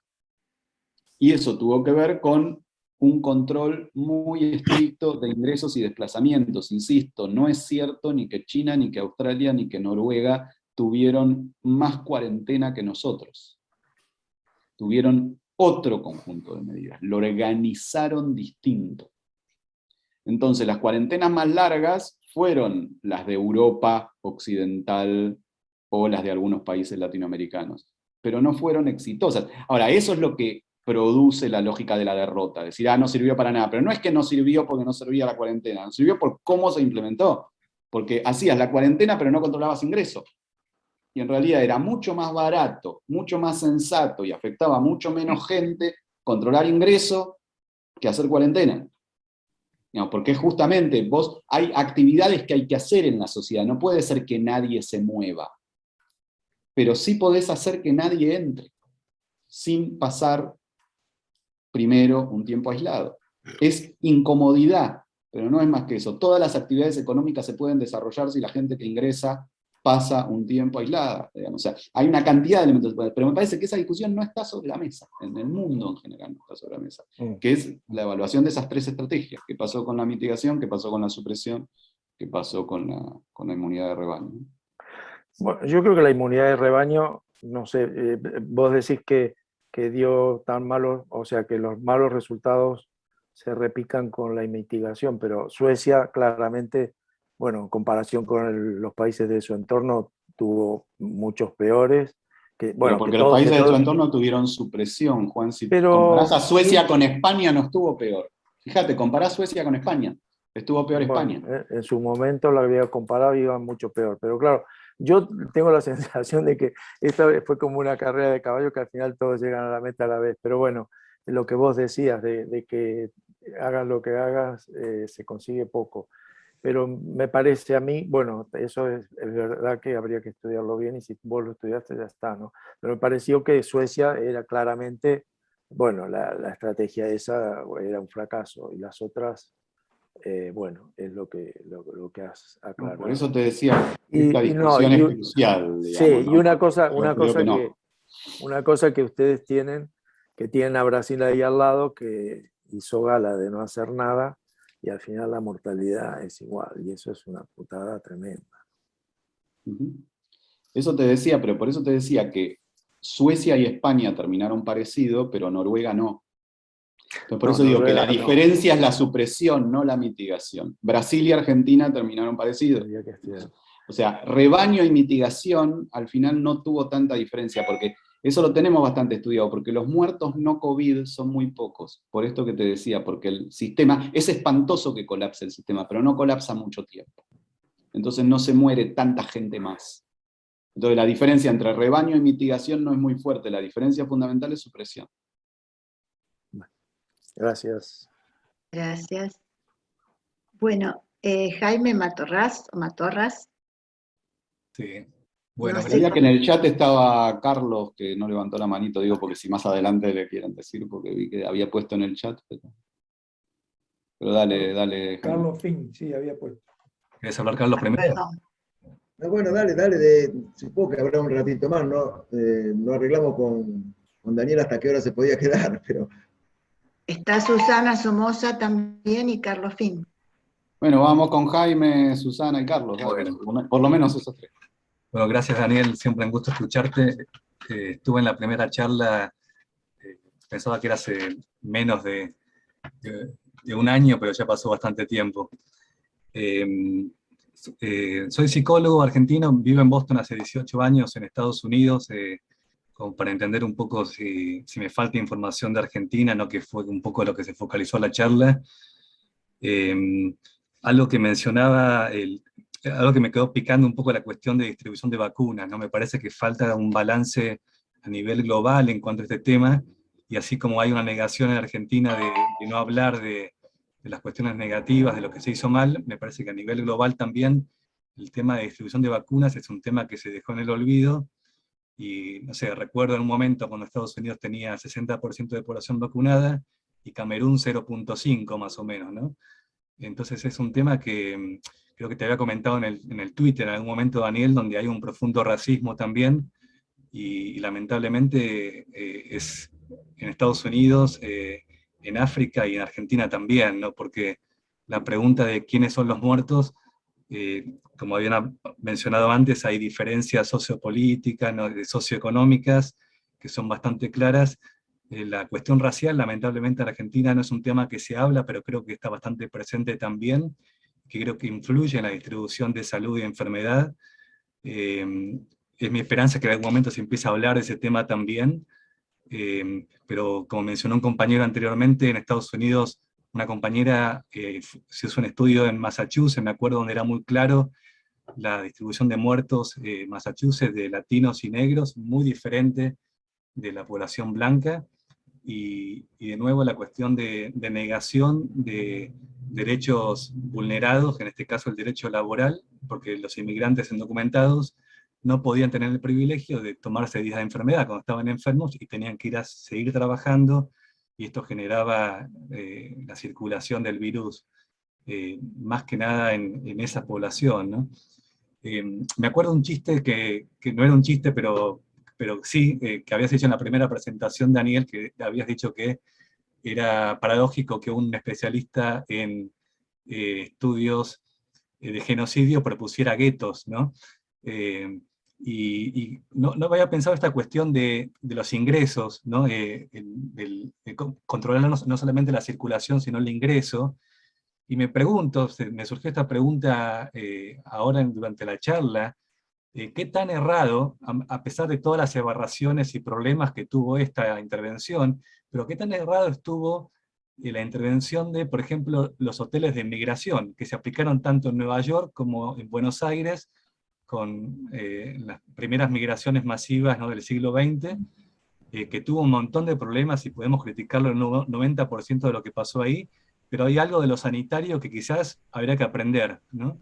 Y pienso, bueno, si el problema es la incomodidad, entonces construyamos hoteles cómodos para la gente que ingresa por Ezeiza o que ingresa por lugares para prepararnos para la próxima pandemia, que seguramente no va a tardar 100 años, sino por el nivel de circulación de los últimos años, de las últimas décadas, va a pasar, esperemos que no, pero mucho antes de que 100 años de lo que pasó la última, ¿no?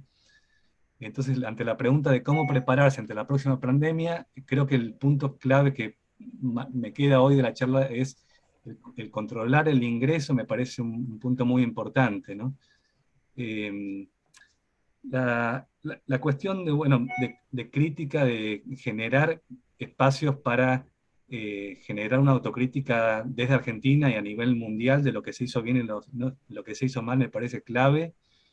Más allá de lo partidario, creo que es un tema necesario. De lo contrario, parecería como que todo el que critica pertenece a un partido y el que habla a favor pertenece al otro, ¿no? Y así no se avanza, me parece, en evaluar y planear y prevenir, ¿no?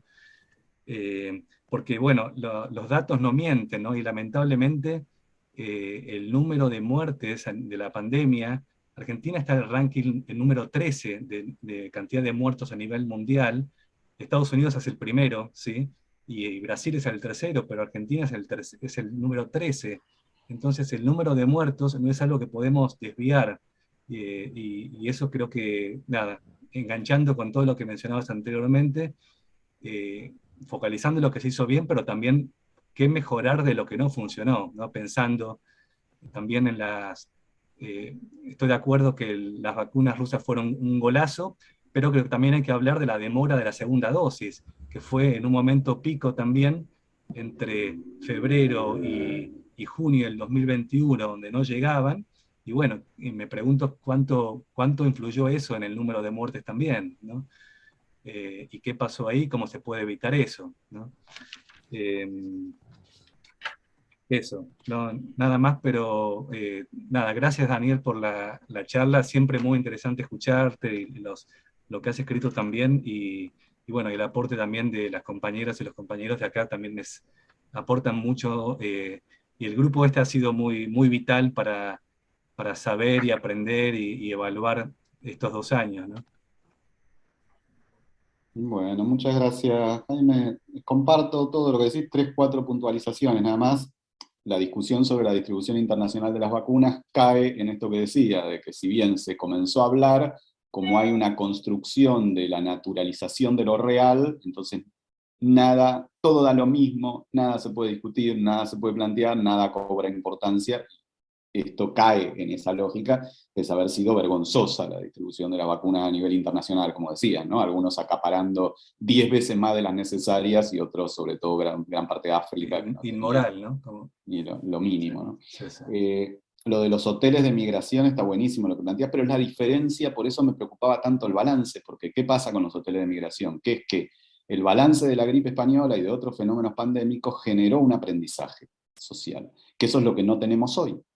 Y entonces, tal cual, fueron cuestionados por sus formas de implementación, pero como decisión sanitaria de base eran interesantes, en términos de decir, efectivamente, si no conoces las enfermedades que hay en otros lugares, es lógico que la gente que llega tenga que estar aislada un tiempo, y no tiene por qué estar mal para estar aislada, poder darle mucho más confort, porque es muchísimo más barato para una sociedad eso que tener que enfrentar cualquier pandemia, con lo cual tiene mucho sentido, pero fíjate que ni siquiera apareció, y ni siquiera se pudo implementar, justamente porque me parece que el gran problema es esto, que vivimos en un momento no solo de profunda globalización, sino de la asunción de determinados sectores de la población, que son el 0,01, pero no importa, porque con eso alcanza, que ellos no pueden respetar ninguna norma, que no hay manera de que respeten ninguna norma. Y entonces, si vos mandás a gente a hoteles, pero hay algunos que no pueden ir a hoteles, porque no van a ir a hoteles, y van a volver y se van a juntar con quien quieran, entonces toda la política de los hoteles se te vuelve inútil porque el virus se propaga igual. Y después sí, con esto que decís de la segunda dosis, sabés que no, por eso digo puntualizar algunas cosas, si bien fue grave y fue problemático, la efectividad de la vacuna es tan alta con primera dosis que la diferencia entre primera y segunda no es muy significativa, y por lo tanto en la incidencia del nivel de muerte en la Argentina no jugó un rol importante. Fue un problema, la gente estaba enojada, algunos, pero la verdad que no se ve una incidencia importante en el nivel de muerte porque lo importante era la primera dosis, y por eso para mí lo clave es el conjunto de errores políticos y sociosanitarios cometidos por el gobierno argentino entre enero y mayo del 2021. Porque ese era el momento crucial, porque las vacunas habían llegado para la primera dosis, se empiezan a dar masivamente a la población de riesgo en ese periodo, y entonces en ese periodo tenías que tener una fuerte política de control para impedir que esa gente que ya no se había contagiado, no se contagiara hasta estar inmunizada. Y eso es lo que no logramos. Y era un esfuerzo muy pequeño porque tenías un horizonte muy claro en el sentido de la discusión con Juan de, bueno, ¿cuánto se sostiene una política de supresión? Bueno, era una política de supresión muy acotada porque no era permanente. Lo que necesitabas es lograr suprimir la circulación hasta tanto tuvieras inmunizado a todos los más 60 con una dosis. No era algo tan complicado, porque eso se vio, o sea, que la demora en la segunda dosis, la verdad que no vemos en los cuadros de análisis de muerte, no vemos que haya tenido una incidencia, habrá tenido alguna, pero es muy menor, digamos, no hay una incidencia real, mientras que el contagio de gente que no tenía la primera sí, digamos, ¿no? Que fue un poco lo que ocurrió en ese periodo. Y después sí, el tema del número de muertes, igual siempre se calcula en relación al total de la población, entonces en ese sentido Brasil está tercero, nosotros 13, pero cuando lo regulás por total de la población estamos muy parecidos. Brasil tiene un poquito más, pero mínimo, o sea, es una diferencia muy menor, con lo cual hay dos desempeños bastante parecidos. Es probable que Brasil tenga un nivel mayor de exceso de muertes, esto es que no esté contabilizando tan bien como Argentina, pero no es ni que nos va a duplicar ni que nos va a triplicar, o sea, con mucho puede que se separe un poquito, pero no demasiado, en esto que le decía Juan, que la diferencia crucial es supresión, no mitigación. Pero sí es algo para elaborar como parte de la sociedad argentina. Digo, el nivel de muerte que tuvimos en la Argentina no existe en la historia argentina y no hemos tenido registro de eso. O sea, 130.000 personas muertas en un año y pico, no pasó nunca, ni en procesos genocidas que hemos vivido, ni en ninguna pandemia anterior. O sea, no existe eso en la Argentina y no hemos interpretado lo que eso significa, ¿no? O sea, ha sido un nivel de muerte, bueno, lo mismo con Estados Unidos, ¿no? Estados Unidos jamás ha vivido nada que se pueda ni comparar, ni haya sido la 10ª parte de lo que implicó el COVID, digamos, ¿no? En el impacto, en la tasa de impacto de mortalidad de su población, ¿no? Y sin embargo, parece que parte de la naturalización es eso, que no ha habido ni muchos homenajes, ni ceremonia de recordación, ni intentos de elaboración de lo que implica ese sufrimiento para el conjunto social, ¿no? Bueno, el exceso de muertes es otro tema que estamos estudiando. Son las 6, yo tengo 3 personas, Susana, Carlos Cerremos Pitti, ahí, dale, contestamos a esos 3 y cerramos ahí. y Palmira Garda, ¿sí? Susana. Bueno, buenas tardes, muchas gracias. Yo viví en Formosa hasta septiembre del 2020 y entonces quería hacer algún comentario con respecto a las medidas que se tomaron. Cualquier medida sanitaria se desarrolla en un determinado contexto. Y en Formosa el contexto en el cual vivimos es una enorme estructura de control y un enorme ocultamiento de la información.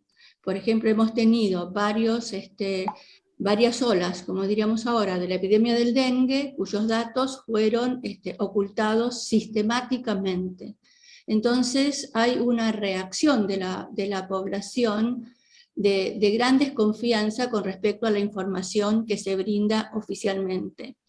Por el otro lado, el proceso de limitación del acceso no se limitó solamente al ingreso a la provincia, sino que se cerró toda la circulación interior de la provincia, aún entre localidades donde no se habían producido casos ni estaban en situación de riesgo. Inclusive en la ciudad de Formosa, que tenías que tener permiso para circular, y después, cuando se aflojó un poco la medida, había unos días que circulaban con números pares o números impares, ¿no?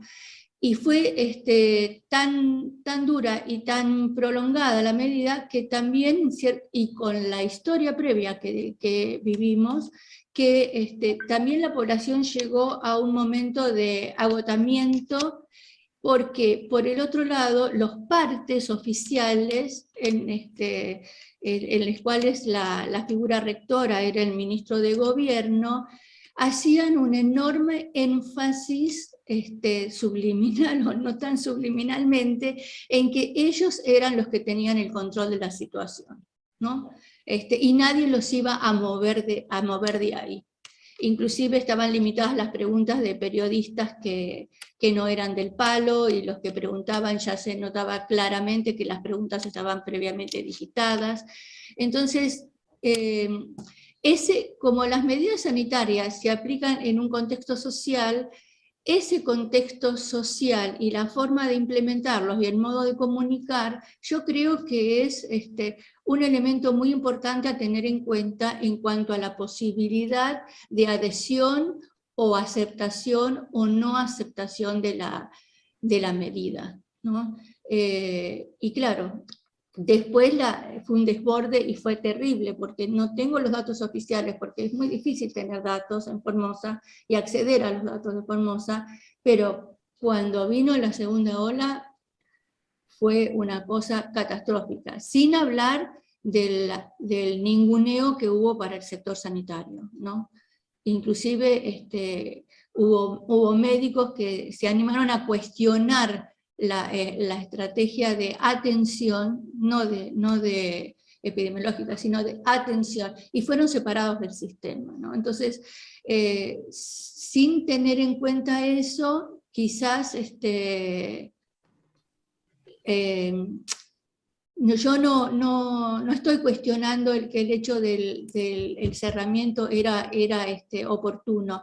Lo que cuestiono es que fue tan excesivo que provocó un desborde de hartazgo, ¿no? Y entonces muy difícil de sostener la medida. Buenísimo lo que plantea Susana, me parece que es el eje de las cuestiones que tenemos que discutir, o sea, cómo, cuándo, de qué manera. Por eso yo decía, yo comparto lo que decís con respecto al gobierno de Formosa, pero creo que acá, y lo discutí con alguna gente del sistema de salud en relación justamente a la experiencia del dengue, creo que acá nos jugó en contra el prejuicio, en términos de que era cierto lo que decía el dengue, pero las muertes son muy difíciles de ocultar, y lo que ocurrió en la segunda ola es la mejor demostración que el éxito de la primera ola era cierto, porque si a vos se te contagia a todo el mundo era porque nadie se había contagiado antes, digamos. Entonces quiere decir que esas medidas habían sido efectivas.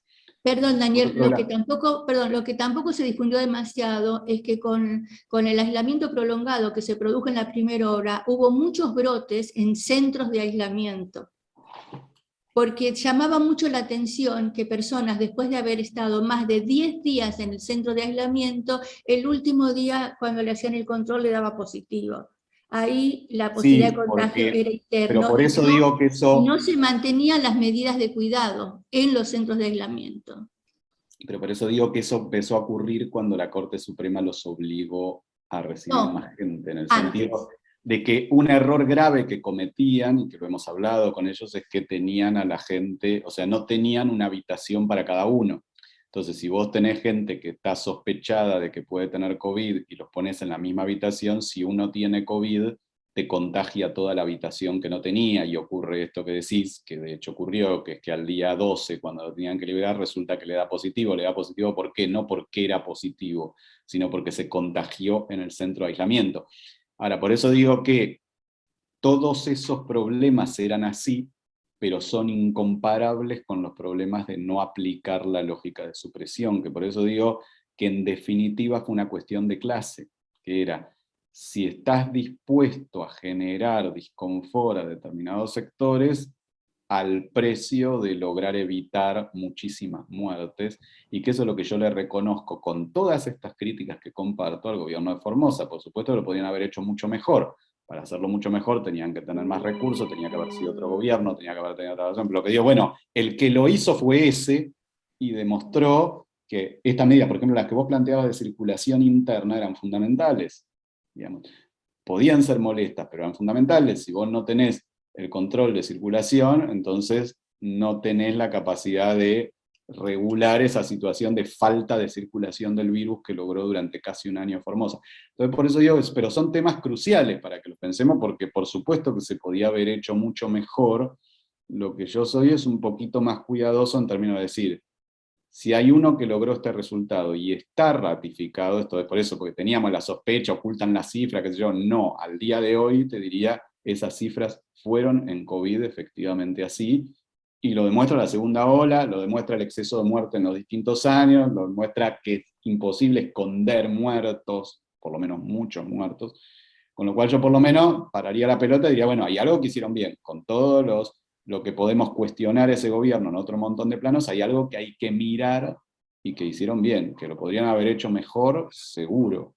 El problema es que nadie más lo intentó por este miedo. Y lo segundo que preguntaría, me parece interesante, pero te lo pregunto porque vos estás, como decís, más cerca, estuviste de la situación, es, bueno, ¿cómo se construyó y por qué se produjo ese hartazgo? Porque es muy llamativo que ese hartazgo se produce cuando visita la provincia la oposición, vestido de presos, Bullrich, Waldo Wolf, y, insisto, a 2 meses de tener la población inmunizada. Entonces, si hiciste todo ese sacrificio un año, ¿por qué destruirlo 2 meses antes, cuando ya estaban las vacunas en el país y ya se estaba encarando el plan de vacunación, digamos, ¿no? Pero bueno, son temas que merecen que los sigamos pensando.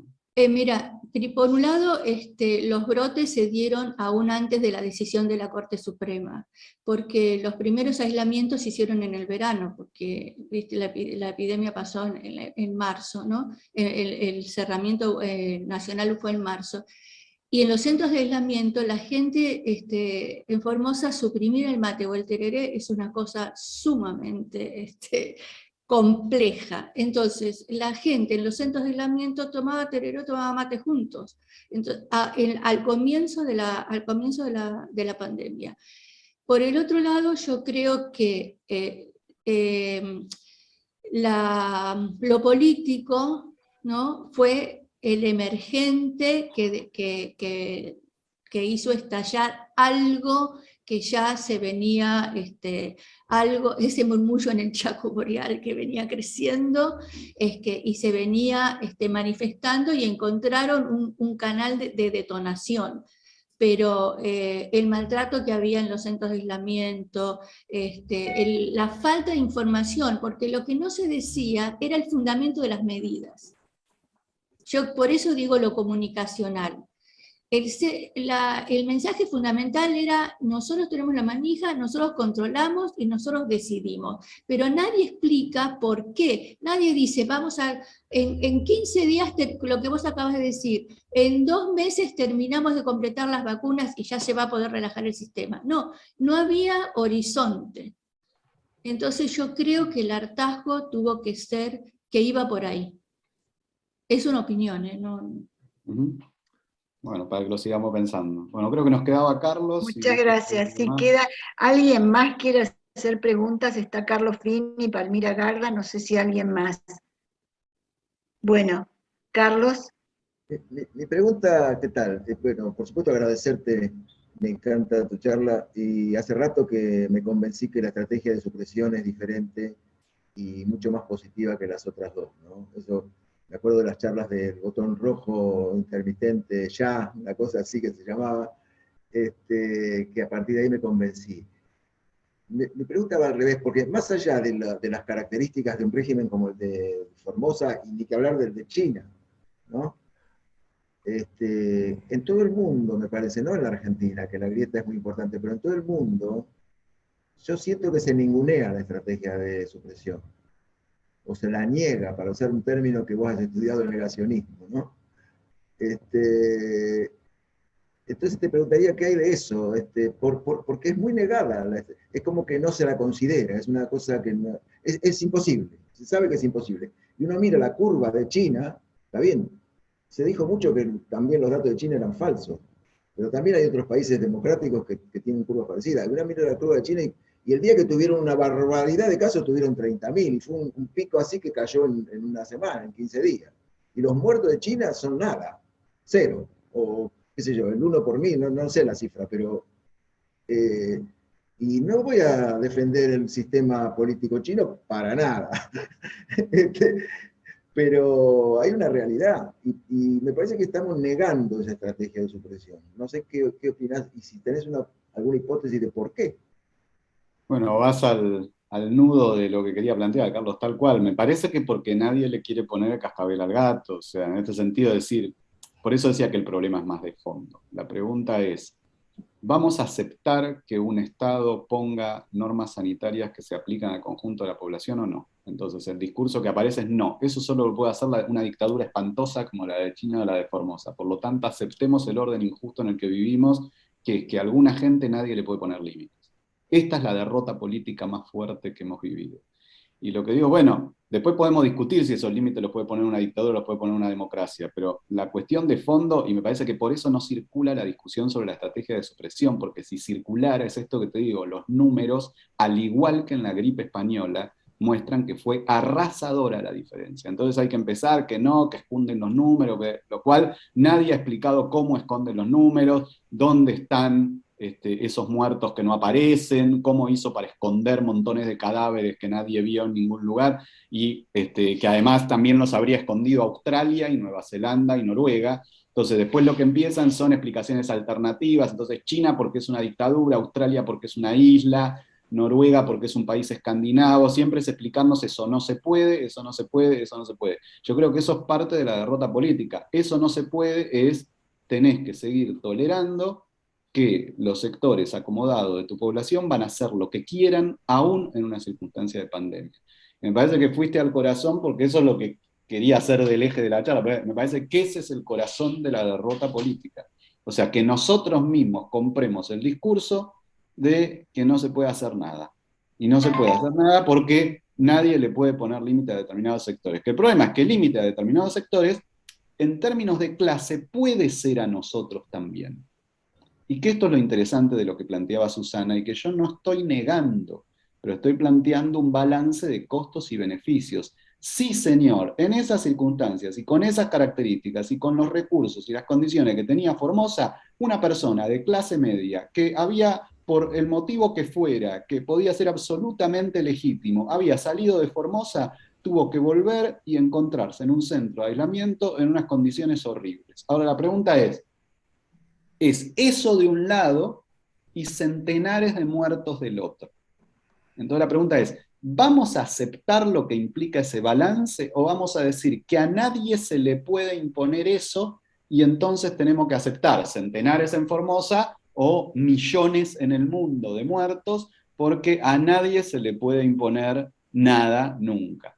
Y por supuesto que está el otro tema, ¿lo tenía que haber hecho así Formosa? No, por supuesto, lo podía haber hecho mejor, hay que ver con qué presupuesto, porque esto es lo que decía, con qué infraestructura hotelera hubiesen mandado a cada uno a una habitación donde ni se tocaban, y no lo sé, pero digo, ¿tenía Formosa la posibilidad de hacerlo como correspondía?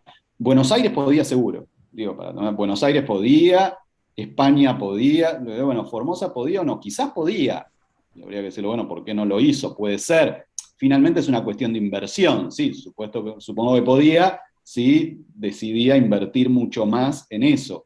Ahora, estamos hablando esto del confort de ciertos sectores frente a la vida de otros. Digamos, a mí me parece que esa discusión está vedada, tal como decís, Carlos, entonces no aparece la cuestión, entonces aparece que es todo mentira, que es todo falso, que nada sirve, que no existió. Yo creo, los números no nos dicen eso. La estrategia de supresión fue efectiva. Después hablemos si fue hecha por dictaduras, si se puede, todo lo que quieras, pero efectiva fue efectiva. O sea, cuando el virus no circula, los muertos no están. Esto es así. Y cuando el virus circula, los muertos están. Y la mitigación lo que hace es que solo sean los muertos por COVID. Y la verdad que tantos muertos no COVID no hubo en ningún lugar del mundo. Porque el lugar donde más colapsó el sistema fue España, Italia, Nueva York, y colapsó 2 o 3 semanas, por lo tanto el nivel adicional de muertos no fue tan alto. Los muertos, en su enorme mayoría, dirían el 98% de los casos, fueron muertos por COVID. Con lo cual, los muertos son los muertos del COVID, y en eso la estrategia de mitigación y la de rebaño son muy parecidas, pero la de supresión no. Lo que digo, bueno, es una discusión, yo no soy un fanático, lo que digo es una discusión que, como decís, Carlos, pareciera que está vedada, no aparece, o sea, China no existe, lo que hizo es imposible de emular, es una dictadura, no queremos ser una dictadura, no lo vamos a hacer. Formosa no existe, es una dictadura, no queremos ser una dictadura, no lo vamos a hacer. Australia, bueno, es una islita, seguro las islitas pueden y nosotros no. Y Noruega son los escandinavos que siempre hacen las cosas bien, pero nosotros no vamos a hacer como ellos, y como no tenemos el sistema de salud, no se puede. Por lo tanto, la discusión está cerrada, o sea, son todas excepciones, y no se puede plantear que hubiese pasado con una estrategia de supresión en Argentina. Pero bueno, para mí es el nudo del debate. Sí, perfecto, muchas gracias. Palmira Garda, no sé si estás por acá. Hola, sí, estoy por acá. En realidad, Daniel acaba de completar aquello a lo que iba mi pregunta o mi observación. Digo, yo no puedo olvidarme que una de las principales intervenciones en Formosa, si tomamos el tema de Formosa, estuvo mediada por Echevere. Cuenta la leyenda que Formosa es esencial en la ruta de evasión impositiva, digamos, los granos que llegan a Paraguay o a Brasil, que de pronto aparecen como grandes productores, llegan por determinadas fronteras, y lo que era inaceptable era que se cortaran diferentes intereses económicos. Y lo mismo pasa, tal vez, si lo pienso desde esta lógica, con el Estado imponiendo políticas sanitarias. Esto es inaceptable, porque no puede ser que no sea, por ejemplo, el sector privado o el sector económicamente más poderoso un mero acatador de decisiones que se toman desde el poder político. Me parece que lo inaceptable y lo que intentó cortarse con éxito fue exactamente esto, que no fue inocente, que no fue una casualidad, o qué terrible lo que nos pasó, porque sabíamos, cuando se apela a la Suprema Corte, es por esto, es para defender estas cosas. Digo, mi humilde opinión. Mira, bueno, vamos al eje, Palmira, de lo que queríamos discutir, pero te hago una puntualización más, porque es interesante de ese diálogo, porque como les decía, a mí lo que me resultó sorpresivo de un gobierno, insisto, que no me caía bien, me sigue sin caer especialmente bien, pero era que nos consultaron muy temprano, de los pocos, los grupos nos consultaron a ver qué hacer.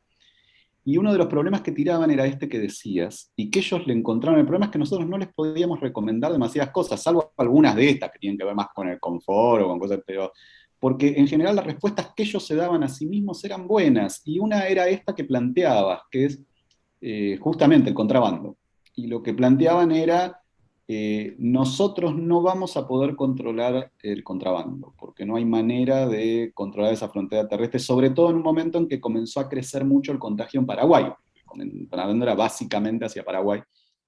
Y entonces esto se vincula a lo que decía Susana, lo que implementan es el control, porque el contrabando era básicamente por Clorinda, y que los brotes eran en Clorinda, producto de esta lógica del contrabando. Entonces lo que implementaron fue, bueno, pero si nos entran todos por Clorinda, lo que podemos es controlar los desplazamientos entre Clorinda y el resto de Formosa, que fue lo que hicieron, y lo que mencionaba Susana, que no se podía circular en circulación interna. ¿Por qué? No porque había una dictadura que no quiere dejar que la gente se mueva, sino porque sabían que no podían controlar el contrabando en Formosa, porque en Clorinda todo el mundo cruza a un lado y a otro, y entonces a Clorinda iba a entrar, y entonces por lo menos lo que podían controlar era la circulación entre Clorinda y el resto de la provincia, que lo controlaron, y por eso demoraron esos brotes, que solo fueron en Clorinda, al tiempo que iniciaron todo el proceso de vacunación en Clorinda.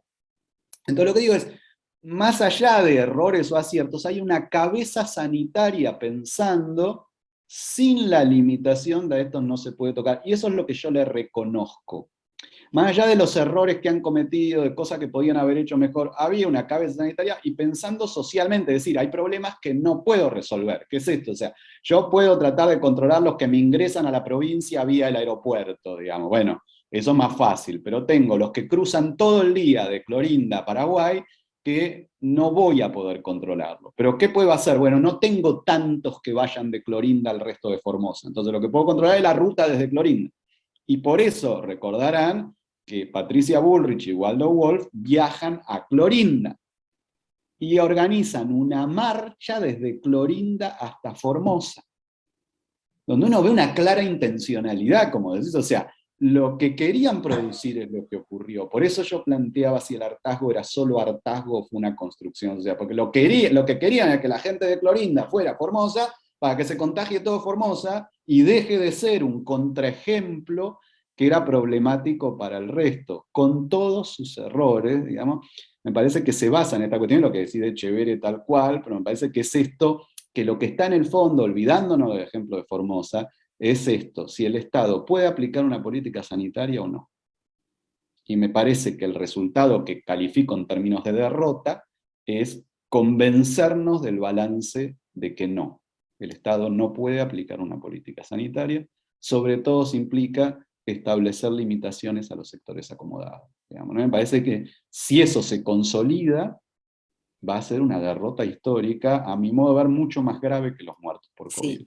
Porque como decíamos, una COVID tuvimos suerte. La letalidad fue alta, pero fue mucho menor de lo que podría haber sido. No es una enfermedad con un nivel de letalidad tan alto. Ahora, yo diría, ¿qué va a pasar si hay una próxima pandemia con un nivel de letalidad 30 veces superior al COVID? O que en vez de afectar a la población mayor, afecta a los niños. ¿Qué vamos a hacer con eso? Con este resultado de que el Estado no puede establecer una política sanitaria, digamos. Yo creo que es gravísimo si no revertimos ese balance. Digamos, en este sentido, Yo el creo costo que de COVID fue alto, pero podría haber sido muchísimo más alto. Digamos. No lo sabíamos en el momento en que se decidió no aplicar estas medidas, no sabíamos cuál iba a ser la letalidad. Lo fuimos descubriendo después. Sí, yo creo que eso es lo que salieron a contestar exitosamente, que desde el nivel político no pudiera implementarse una política sanitaria correcta, protectora, liderada además por el sector público, que fue el que le salvó las papas al privado, que colapsó a poquito de andar. Me parece que esta fue la acción más fuerte y que lamentablemente fue exitosa para quienes se la propusieron. Por eso hay que dar la batalla analizando estas cuestiones, porque nos va la vida en esto, digo. Tal cual. Bueno, la verdad que... Claro. Por favor, Daniel. No, que estamos, decía, que creo que hemos respondido todas. Sí. No, que me parece tan importante y tan grato, la verdad, poder discutir a este nivel y tener como conclusiones importantes, ¿no? Lo que hay que seguir y cuáles podrían ser las alternativas de que esta visualización se haga realidad, ¿no? Y que se pueda discutir en todos los distintos ámbitos que sean de salud, de política, de sociología, me parece fundamental. Así que desde ya, sumamente agradecida y complacida por escucharte. Déjanos, por favor, tu mail a Carlos Fina, así te mandamos los artículos, y esperamos verte muy pronto, nos encantaría seguro, y estar todos juntos, y un aplauso para vos, y muchas gracias, muchas gracias. Bueno, gracias a ustedes. Nos vemos en cuanto se pueda. Nos vemos. Muchas gracias. Bueno, Gracias a todos. Hasta luego. Gracias. Gracias.